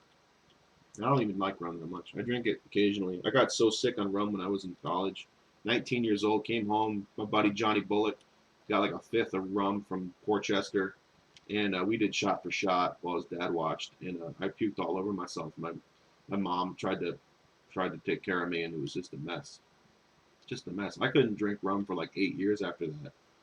8 shots of rum and 2 Coronas when I was 19. Oof. Oof. Poor Jack. Anyway, Johnny's a good dude. Haven't talked with him in a long time. Hope he's doing well. If Johnny Bullock sees the podcast, the Tomcast, hope you're well, my brother. Haven't seen you in like 15, 20 years. Hope you're all right. Hope you's all good. Feel bad for people trying to get married this year. My buddy James, my buddy Sean, trying to get married, trying to get hitched. Gotta back it all up. Back it up. 2021, 2022. I worked in weddings. I did wedding videography. James and I did wedding videography for us a couple of years in the summertime. He turned it into a career. NBC Sports, Comcast Sports, doing well for himself. Met a lady from the broadcasting world. Well done, sir. I did not make a career out of videography, but I do appreciate having it in my life because it taught me about timeline storytelling. Time-based storytelling is very important when you're animating cartoons or video games. Timelines, man. Narrative. Time-based work. What are we doing? We're just kind of dancing all over the canvas, having a good time, stream of consciousness. Justin says, come visit. Got a spare room here on the beach. Packing my bags. Gonna fly to South Pacific. 2021. Let's hope I get a job. Can afford some travel. The games we make are never ready. I had a good conversation. Oh, what's Justin saying? Justin's all typing here. Leslie would not let it go. Leslie. I don't know who Leslie is. We had the same fight over Civ. The games we make are never ready. They're never ready. Part of my conversation with Dustin and Devin is about what's your favorite part of the process. And I say the beginning because the end sucks. The end of a game is rough, dude. You're never done on time. You're never finished with what you hope to do. Why is that? Well, you're making something new. Games are always gonna have these new elements in them. The market is so competitive. You have to have an X factor to it, and that's the unknown. That's the special sauce, and it's expensive to do that. Okay, there's not a bright banister on these windows. I need to strike that banister. If you're trying to do something new, the cost is also going to be new. You don't know what it's going to cost to make something new and special. You can't really predict it. You kind of ballpark it based on previous products.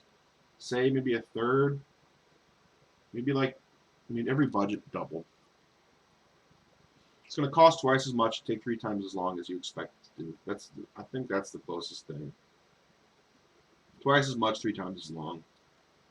Something like that. Do anything because there's these challenges with the tool set. So you're not making the same thing over and over again. This is one of the problems with outsourcing is that outsourcing manufacturing, let's say you're Apple and you make the iPhone. Well, what the process is, some nerd egghead in Silicon Valley invents the thing, and then once they figured out how to invent the thing, then they work with a factory in China to figure out how to mass manufacture the thing. So you have people who are inventors and people who are manufacturers, and those inventors hand off the invention to the manufacturers. Those manufacturers figure out how to Henry Ford assembly line it to make it for cheap. That first thing costs $5 million to make. Every sequential thing is like $500 to make, right? It's like the prototype costs all the shit. So the idea with outsourcing for games was, oh, well, let's just do that same Henry Ford process for games. No, because games are the prototype. And the manufacturer of the prototype is just digital distribution, is printing the disc. Printing the disc, printing the copies is all you have to do. That's the outsourcing part. You don't outsource the making of your prototype. Every asset in a game is in a way a prototype. You make one thing that then is digitally copied and manufactured and then printed or digitally distributed. Dang, that's beautiful. Justin sent me a picture. It's all pink. Oh my goodness. I'm saving that. Looks like sherbet. Justin says we still got the best ratings. Players loved it and we were sure it was never good enough. Which game are you referring to, Justin, specifically?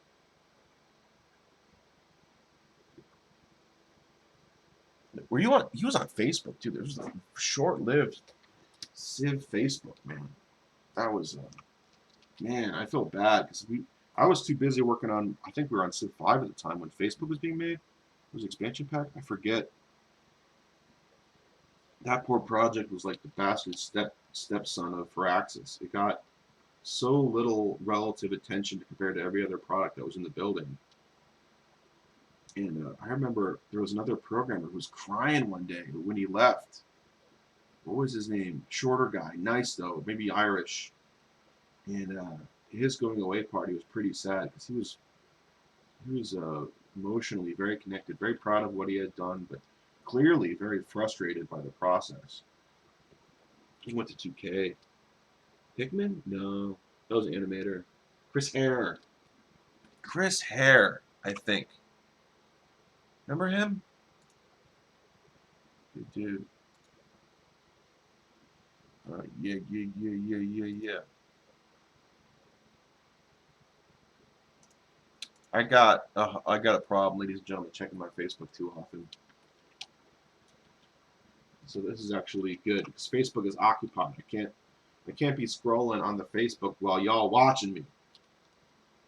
It's one of the reasons when I was at Firaxis, I actually had my desk exposed to the hallway behind me, so I knew anyone walking by could look at my monitor, and for a while it kept me from goofing off. Back then we didn't have YouTube either. I mean, 2004, 2005, YouTube wasn't a thing. I remember one of my interns, Melissa, was like, "Hey, have you heard of something called YouTube? It's really funny. There's all these cat videos and people uploading it." I'm like, "What? That sounds stupid. Why would I go watch a bunch of cat videos?" And then now YouTube is all powerful, all knowing, and I'm addicted to it. I like that Joe Rogan, Joey Diaz. I like the Weinstein brothers. I'm into a bunch of the GunTube guys, nothing fancy. In-range TV, ForgottenWeapons.com. Forgotten Weapons, pretty cool. Love that guy, Ian McCullum, former bartender, now professional gun knowledge historian. Mentorship. So yeah, that intern was great. But here's an example of what not to do if you're an intern. If you're an intern and you have an artist helping you, showing you how to do something, do not take a phone call. Ryan Murray, good modeler, was spending time out of his day to show her something.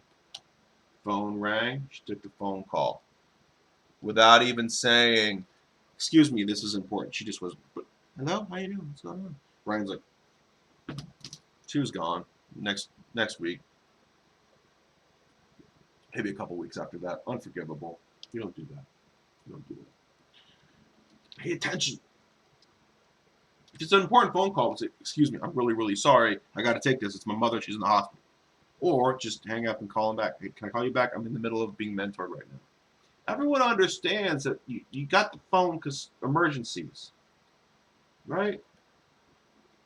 But if your senior artist is taking time out of their day to help you out, pay a freaking attention. In my students, I didn't even mind tardiness that much. I mean, I know the school cares about it. I know it's good for everything in your life if you can become on time. Howard Stern always talked about that. Be on time. Just be on time. That's all I ask. And by being on time, it means being 15 minutes early. Because that's so hard to do.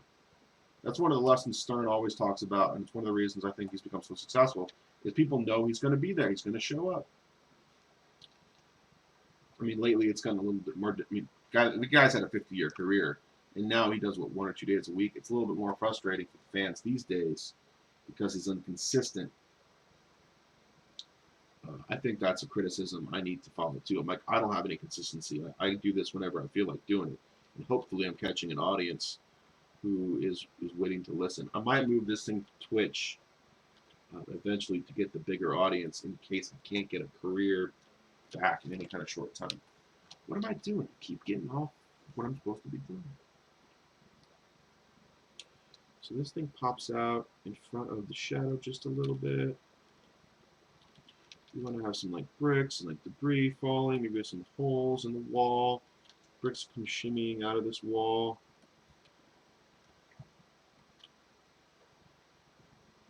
Just a little bit of lip into the window.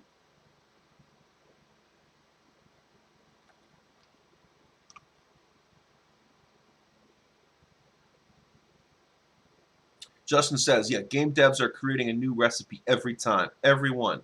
We pour our hearts into it, and it's never done. 100%. 100%.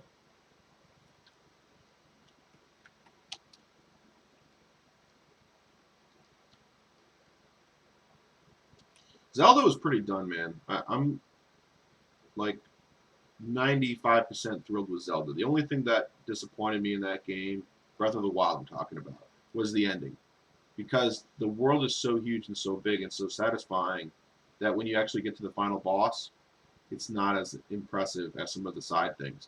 But those fights with there are the fights with the monsters that are so tough that you don't need to do them to win the game, like Lionel's, and those things are tough as heck. And the battles with the Guardians are incredible too. I love those. Man, it was so scary in the beginning when you're playing the game and you're low level and you're just figuring out the systems of weapons, and one of those Guardians comes in and just jacks you up, just dead. Like, what happened? Later on in the game, once you've gotten all the armor and all the hearts and all the powerful weapons, then the battles are interesting. You're like, ah, yeah, I feel awesome. That's that progression. Let's bring it back to mentorship. If you are a student, an apprentice, and you get good at something, and then you become the master, you start sharing what you know with somebody else, that's internal progression. It feels good, just like Zelda jacking up a Guardian. Now you're Mary Sue Daisy, and now you're the master teaching somebody else how to do the thing.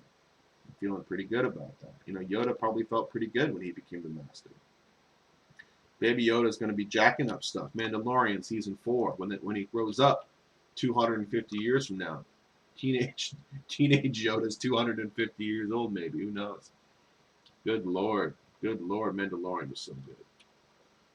Gotta watch more of that again. Chris Kaufman, buddy, worked on Mandalorian. Great job, Chris. Props. Hey, can't talk about Star Wars without mentioning Grant. Grant Imahara, is that his name? Grant died, left us too soon. Not even 50 years old, I think, like 47. Am I saying his name right? Imahara died this week. Man, what a loss. He seemed like a great dude. I know friends that knew him through cosplay and costuming. Devastated. So just want to give him a shout out. Somebody who contributed all they could for the maker community. To Grant. Justice saying, what is your take on the art and story of Last of Us Part 2? I didn't play Last of Us Part 1. I watched a little bit of it. It looked beautiful. Here's the thing about the zombie apocalypse, ladies and gentlemen. It's not going to happen. Why? Because everybody in America has got one of these now. There's just freaking everywhere. And look, we got dual mags. We got bringing everything. We got ammo. Zombies ain't getting past the Mason-Dixon line, man. Come on. Come on. We're all armed to the teeth.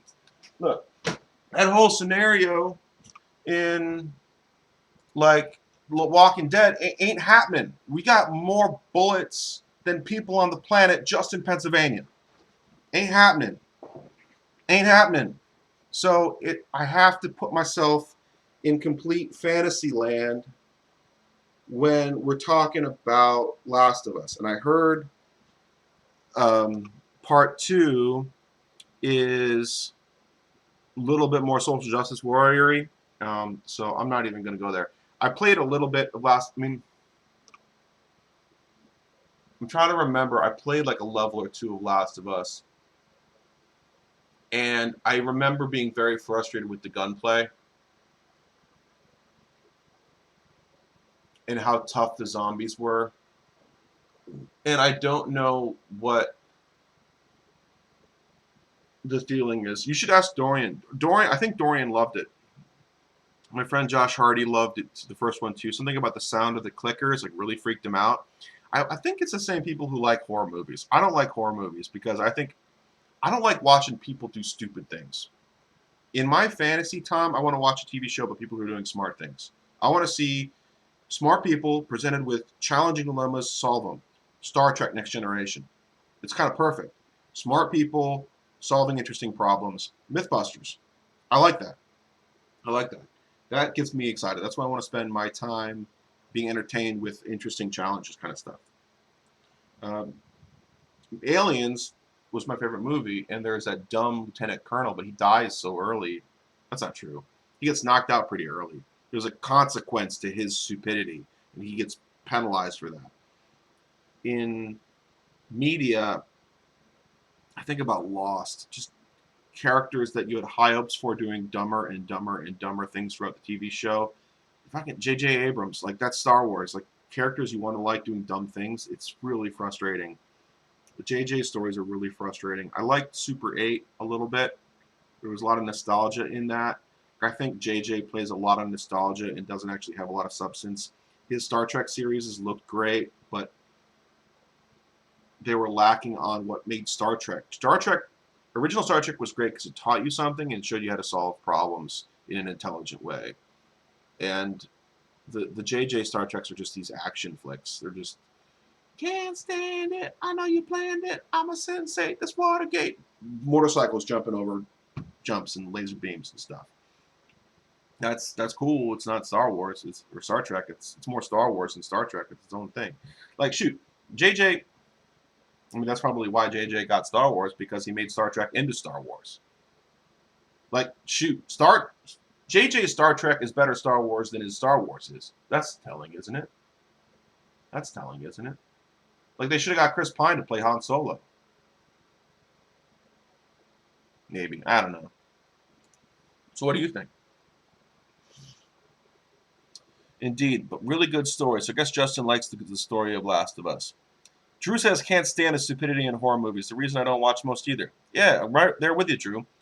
Justin says Naughty Dog makes some great games. No doubt Naughty Dog's level of polish is really high. I was talking to Dorian about this. Like, Dorian understands that he likes The Walking Dead. He likes it because he liked the comic. Apparently, the comic was a lot smarter than the TV show. The gunplay in the TV show is so appalling that I can't get into it. I can't watch it because it's just so stupid. It's so frustrating. If I was to do a zombie show, well, one I wouldn't. But if I was, I mean, would it be more I think it would probably go more Resident Evil, where there's an intelligent but evil company that's kind of controlling it. I like that take in Sleepy Hollow, the Johnny Depp Sleepy Hollow, where the Headless Horseman was being controlled by a witch. I like that. I like that twist to it. So in Resident Evil, the zombies are this problem that were invented by a evil corporation, the Umbrella Corporation, and it gets out of hand in kind of a Michael Crichton like Jurassic Park kind of way. Michael Crichton stories are all about the god complex of man trying to be gods but fucking it up, like screwing it up. I shouldn't curse as much as I do. Okay. My mom watches this broadcast. Sorry, Mom. Drama to Strain. So good. What's going to happen when we actually meet aliens? Maybe it's already happened. Maybe we already have some Greys that live among us, and they live in Roswell, and they hang out with Peter Thiel and Elon Musk. And they're talking about, look, humans, we can't give you element 115 yet. You're not responsible enough, but we'll help you a little bit on your rocket math. You know, your vibration coefficient is off in this place, this place, and this place. Here's the formula you need. You're missing. You forgot about X. X being the internal dampeners of the galaxy reality you exactly live in. You know, you're missing this coefficient, the random coefficient, which has to do with the tides based on the moon, how well your surfboard stays upright. Right. Justin says, just replayed Red Dead Redemption 2. I haven't done that one yet. I need to get on that. I heard the bugs I heard were pretty bad, so I resisted that game. Look, if there's any bugs at all, Fallout 4 hurt me. Hurt me because of the bugs.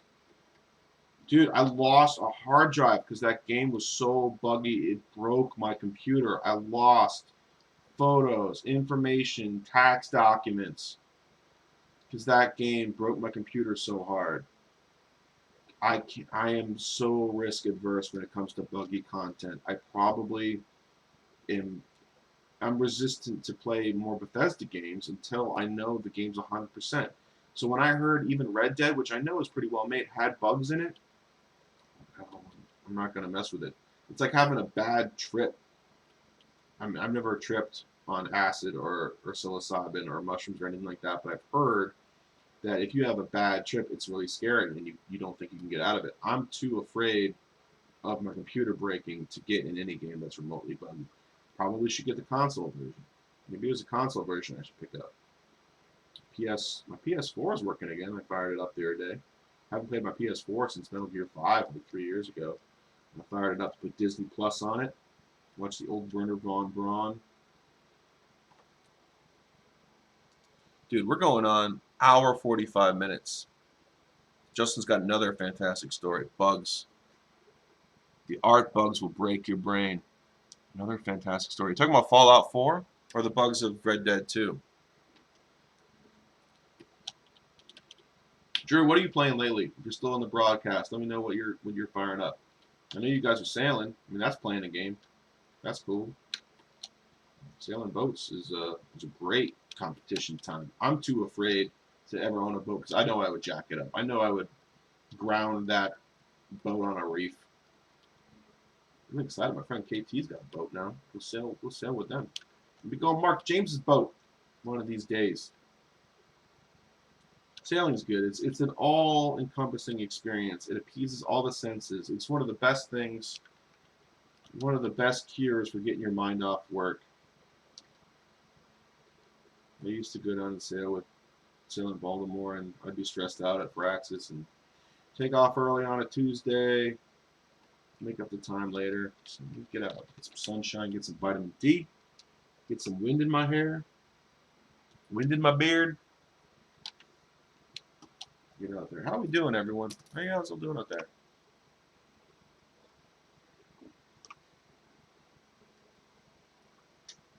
Celebrate the people you know because we're not here forever.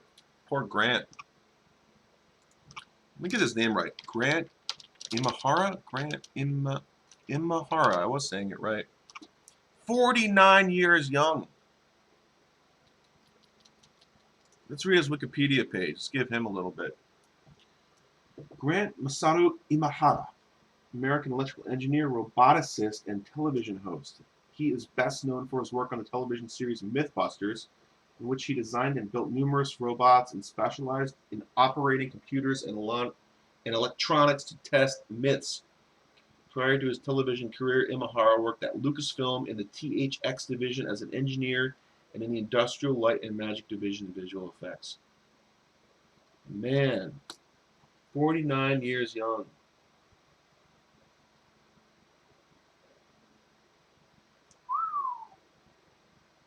What a shame. I heard it was a brain aneurysm. I'm really curious if he was, if there was some, what caused it. I'm always afraid of party culture. I knew the guy would show up to cons and conventions. I would like to know, maybe privately, how much of a partier that guy was, or is it just genetic? Did he just get born with the wrong thing? Was he around too many chemicals in his career? Like, what causes our age-old man? 49 though, Justin? Drew says Call of Duty and World of Warships. World of Warships is good, right? I played the heck out of that game. I played a lot of it for a while. I mean, that company gets a lot of hate. I mean, maybe because they're funneling money for the Russian mob. But, I mean, World of Warships is fun. Complex strategy. Very interesting game. Well, I don't know that it's balanced, but it has a very interesting mechanic. I think they balanced the best they could. I tried World of Tanks. Tried it. I just didn't think it was nearly as deep. I think Warships is much deeper of a game. It's more interesting. Tanks, there's some silliness that goes on in World of Tanks where you can buy armor-piercing ammo and then just drive your shitty light tank into another vehicle and just spray and pray at point-blank range. It's very detached from actual tactics. So World of Tanks is a little bit more fantasy than I'd like. World of Warships hit the sweet spot for me. Justin's talking about R2D2.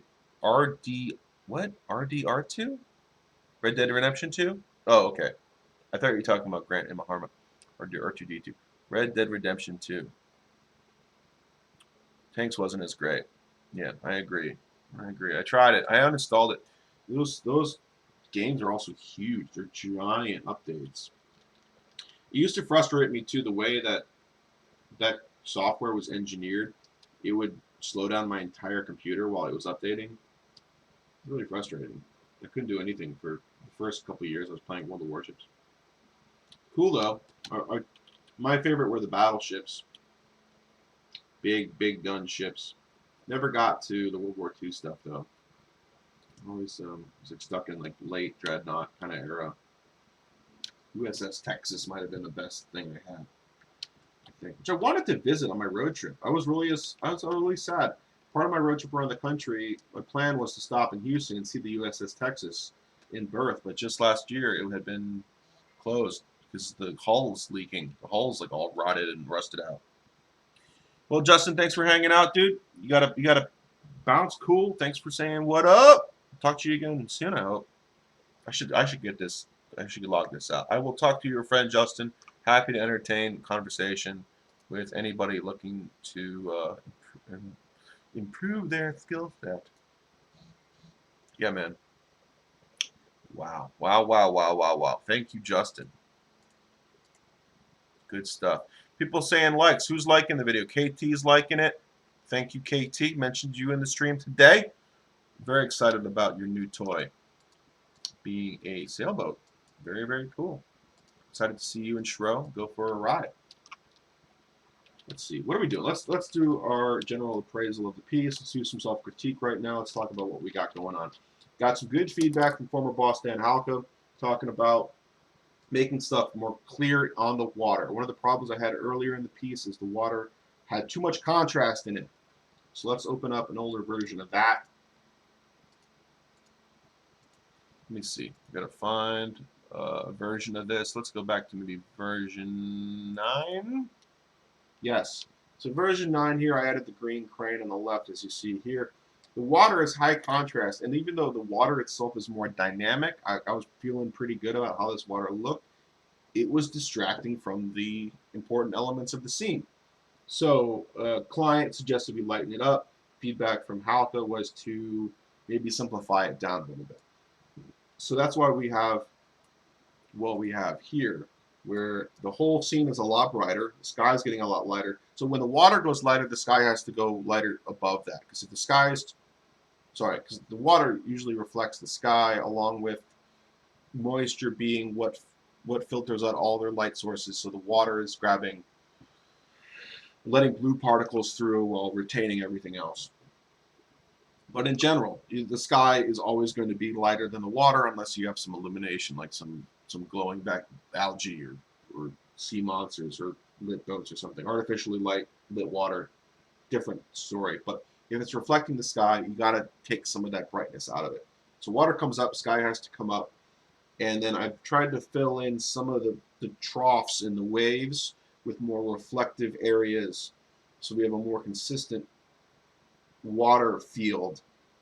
And then where the fish are breaking out of the aquarium, I've simplified that and smoothed it down and make it more cohesive so that the animals themselves stand out a little bit more. So that means reducing a little bit of the contrast, just painting in mid-tone kind of stuff in here, brightening it up, less contrast in the water so that we have higher contrast on the animals. Little fishy guy there, little clownfish.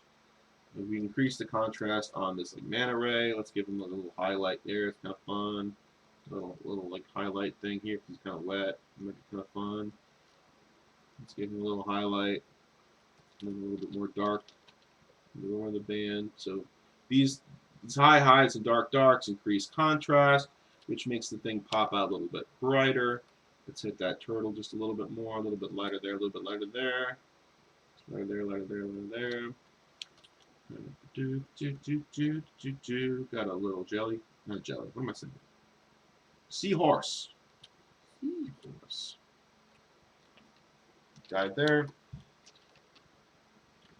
So the idea is less contrast in the water itself for the subject matter shows off. Like this dolphin here is getting a little lost. Maybe what I'll do is just use my levels, use some of my tools within Photoshop I'm going to give him a selection. Let's select this dolphin. And let's feather that selection. Select modify. Let's feather it by 10 pixels. And let's do the levels, and let's just crank up the contrast. We're bringing up the darks and bringing up the lights, or bringing down the lights, like that. Cool. So suddenly he's a little bit more contrasty, and he kind of pops out a little bit more. Cool. It's pretty neat. Might be doing. I have to invent some trash that Mr. Trash Wheel is spitting out. Baltimore bike culture is a thing, so we got a rusty bicycle. We're gonna put some rust on his bike. Getting flung out. I'm not eating your bicycle, says Mr. Trash Wheel. Let's make some specificity on this wave. Bow wave here.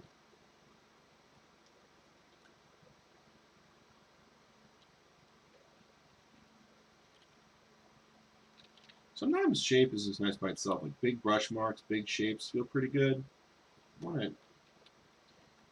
I added a border too, by the way, since last time. So we have an extra inch on all sides. That way that there's more room above the monsters. That if this gets printed and framed, we have a little bit more space. Not to crop. So I'm just this took like 30-40 minutes yesterday just to add an inch all the way around.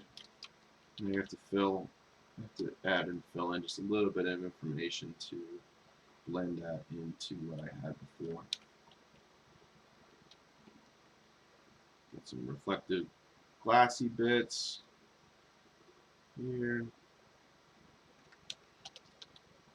Something I used to do, and this was with Talia's art group, is hang out and do drawing as an art community. If anyone's interested in that kind of activity, please holler. It'd be fun. I used to have a Zoom membership. We could probably set that back up again. Do Zoom hangouts and work. This was fun today. I was fired up. I had a subject to talk about, mentorship. It's important to mentor people around you. Maybe just identify in yourself this week. What is something I know that I feel comfortable talking to somebody else about? And then go find someone to talk about that thing. Find somebody who will listen, pay attention, take notes. I feel bad. One time I was watching Sid speak, and I brought a sketchbook with me, and I was drawing while he was speaking, and Sid's like, "Hey, Tom, did you not like what I had to say?" I said, "No, I love what you had to say. It's just I like to doodle while listening. It helps me listen better." He's like, "Oh, okay, I thought you didn't like what I was saying." Like, no, that's just what happened. And that happened to me, too. I was teaching at Micah once, and it was an illustration or animation class, and I think the talented artist Kat Berkeley was in the classroom, and I have a bad impression of her because she was drawing while I was talking, and I thought she wasn't paying attention. No, it's just same as me. She draws while she listens. I got used to get in trouble with that in high school, where I would draw in all my notebooks. You know, I was paying attention. I took notes, and I drew. And it's fun. But sometimes you just gotta put the book away and pay attention. Let people know they're being listened to. Bring a notebook and write down a little note occasionally. And don't write in your phone. Notes in your phone don't look good. Like when you do this, when you bring your phone out and you look at it, it always looks like you're talking to somebody else. That's the reason why I wear a watch now. I actually learned this from Soren, is that wearing a watch lets people know that you're only checking the time. You're not, because even looking at the time like this, oh, what time is it? 2:30. It looks like you're looking at other conversations. Your mind is not on the moment. This is a better way. This is better. So usually I carry a little notebook, a moleskin. It looks much better to have a conversation with somebody and say, "Oh yes, Dr. Klein, you suggested I read this book, Jordan Peterson. How do you spell that? Yes, okay. That looks better, right? Then, oh, you want me to write down what's the name? Jordan Peterson. It looks like I'm texting somebody else. And I keep notes. I actually have a note thing. I have color notes, and I love this. I have a little journal. Like I write my journal on my phone.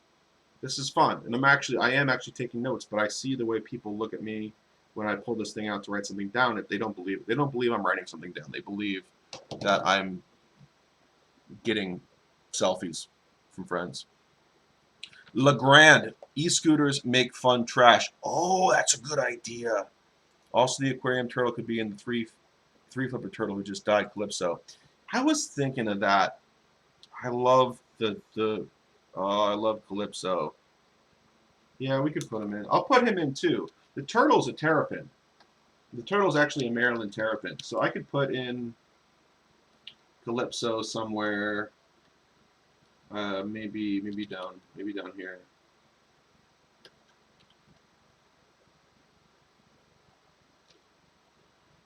Oh, man, that's gonna make me sad. Yeah, because I was very. Look how adorable Calypso is.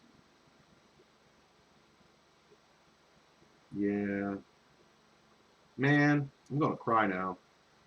Turtle died. Turtle's cool. That's always my favorite thing to see at the aquarium.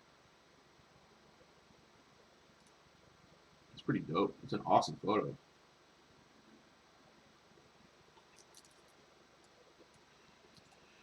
So, well, I have the turtle coming out like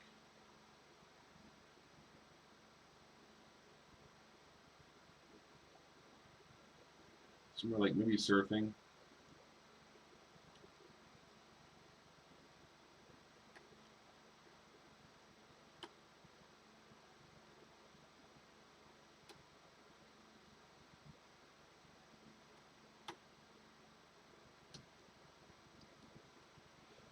You know, we'll work Calypso in there over there.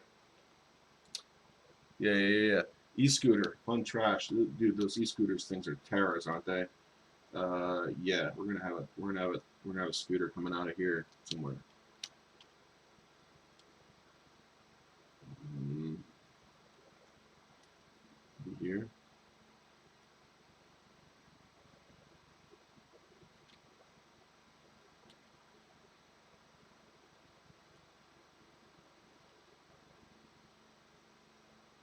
Yeah, that's fun. Not too far though. Not too far. Let's move it back.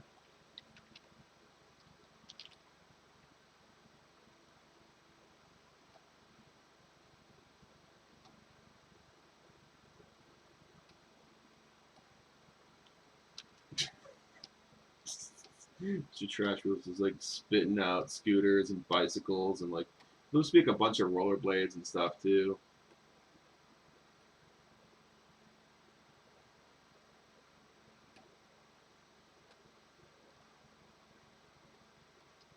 It's one of the beautiful things about Photoshop is you can put something on a layer and spin it around, move it, rescale it, see how it feels. It feels pretty good. How about that? F y'all, Scooter Baltimore. Where'd those things come from? Do you like riding those, LeGrand? Are they fun? Is it cool? Is it cool to be a scooter kid?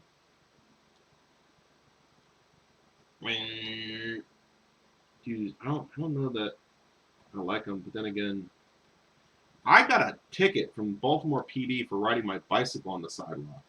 So if I got a ticket for riding my bike on the sidewalk, these scooter people need to get tickets for riding scooters on the sidewalk. Don't. Scooter time. I don't know what they look like. I'm just putting a little green marking on them.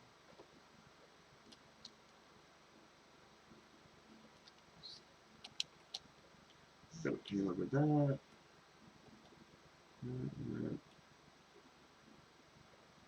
Mr. Trash Wheel having a good time doing his trash thing, puking it all up. He's vomiting all this trash. Baltimore, why do you need so much trash? There's some other good Baltimore authentic pieces of trash that this thing can spit out.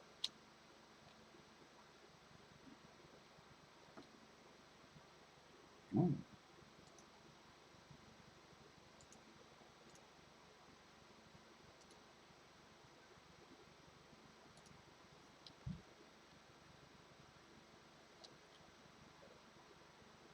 What does Baltimore throw out uniquely? Music venues? I feel like if I had the old sign from Sonar Club, like National Bohemian bottles. Matted Bow. Cans of Beasley, Brewer's Art.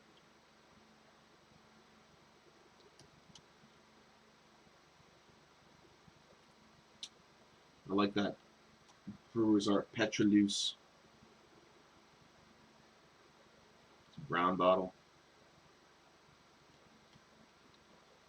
Oh, we need like all the junk. We definitely need a skateboard to be flying out. Just like all the modes of transport. Like a broken skateboard. Yeah, that's gonna be fun.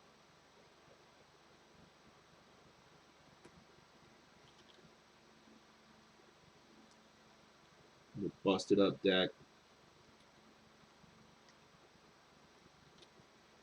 Love me some Baltimore skateboard culture. Skate Park of Baltimore. Hamden, raised some money for that. Pretty cool project. Tony Hawk thought it was cool. Tony Hawk Foundation gave 25 G's, 25 large for the skateboarders of Baltimore. Pretty darn cool. Good job, Tony. Good job on Tony. I think he raised something like $1 million for skateboarding across the country.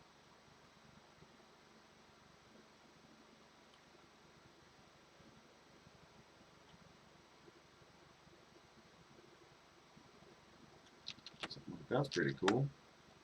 All right.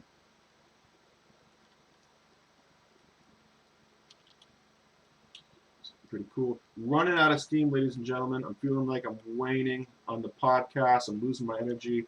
Coffee's got about a fifth of a cup left. What is going on? Did I miss any texts?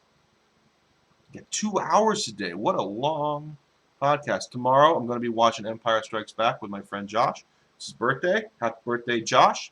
Happy birthday, Josh, man. This is the birthday. I don't know what day it was. It was in the teens. Might be today. It's John's birthday? I'm not sure. We're going to watch some Star Wars, maybe grill some burgers, maybe just pick up some burgers to go. Not really sure. Not really sure. How's this looking? How's it sounding? Are we good? I think we're pretty good. Ladies and gentlemen, what am I going to do this weekend? I'm going to be finishing this trash area down here. I'm going to be tying some of the smoke and stuff up. We're probably 80%, 80 to 85% on this piece. We'll talk to the client about what else we need to get in here before we talk about printing. Maybe doing a poster, maybe doing a puzzle. Puzzle could be fun. Never done that before. Maybe we'll make this game. What do you say? What do you say? Should we make Battle Royale Baltimore a video game? I think we should. Let's talk about it. Choose your character. Train Man. That's who I'd go with.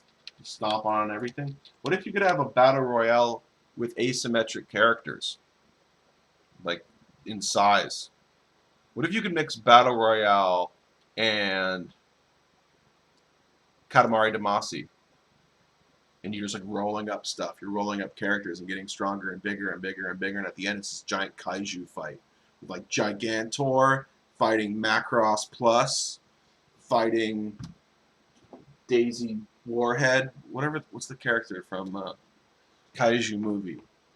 I don't know. Sounds awesome. Thanks, Mike. Drew says there's always lots of plastic bottles, and Drew would know because he spends time on the water. So we're gonna put plastic bottles in for Drew. Plastic water bottle has to be a thing. Yeah, plastic bottles. Maybe a Gatorade bottle in there somewhere. Gatorade's like a yellow bottle. Gatorade is useful for when you're hungover, and I think it's valid. You gotta have your hangover recovery juice, ladies and gentlemen. Also, food poisoning. Food poisoning is real. I got that McDonald's food poisoning real bad. Timonium, 1230, barbecue, McRib. I got so sick. So sick. Gatorade saved my life. So Gatorade bottle making an appearance in the harbor for the purposes of this commission. Plastic bottles, probably a little scrunchy in the middle. I feel like those little pies that the guys would sell at the corners, like the little meat pie. What were those pies that the brothers, Muslim Brotherhood, used to sell? You know, we're gonna have one of those here, with aluminum foil. hot pie, sweet potato pie. What do they call it? What am I thinking of?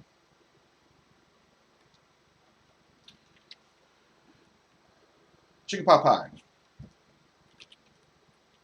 My man Dorian loves the KFC chicken pot pie.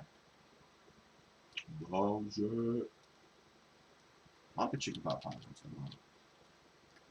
Once in a while, ladies and gentlemen. My voice is going. It's going away. So I'm going to call it. Thank y'all for hanging out with me today. And hope you have a good weekend. Do something fun. Do something fun out there, ladies and gentlemen. YOLO. Bye-bye.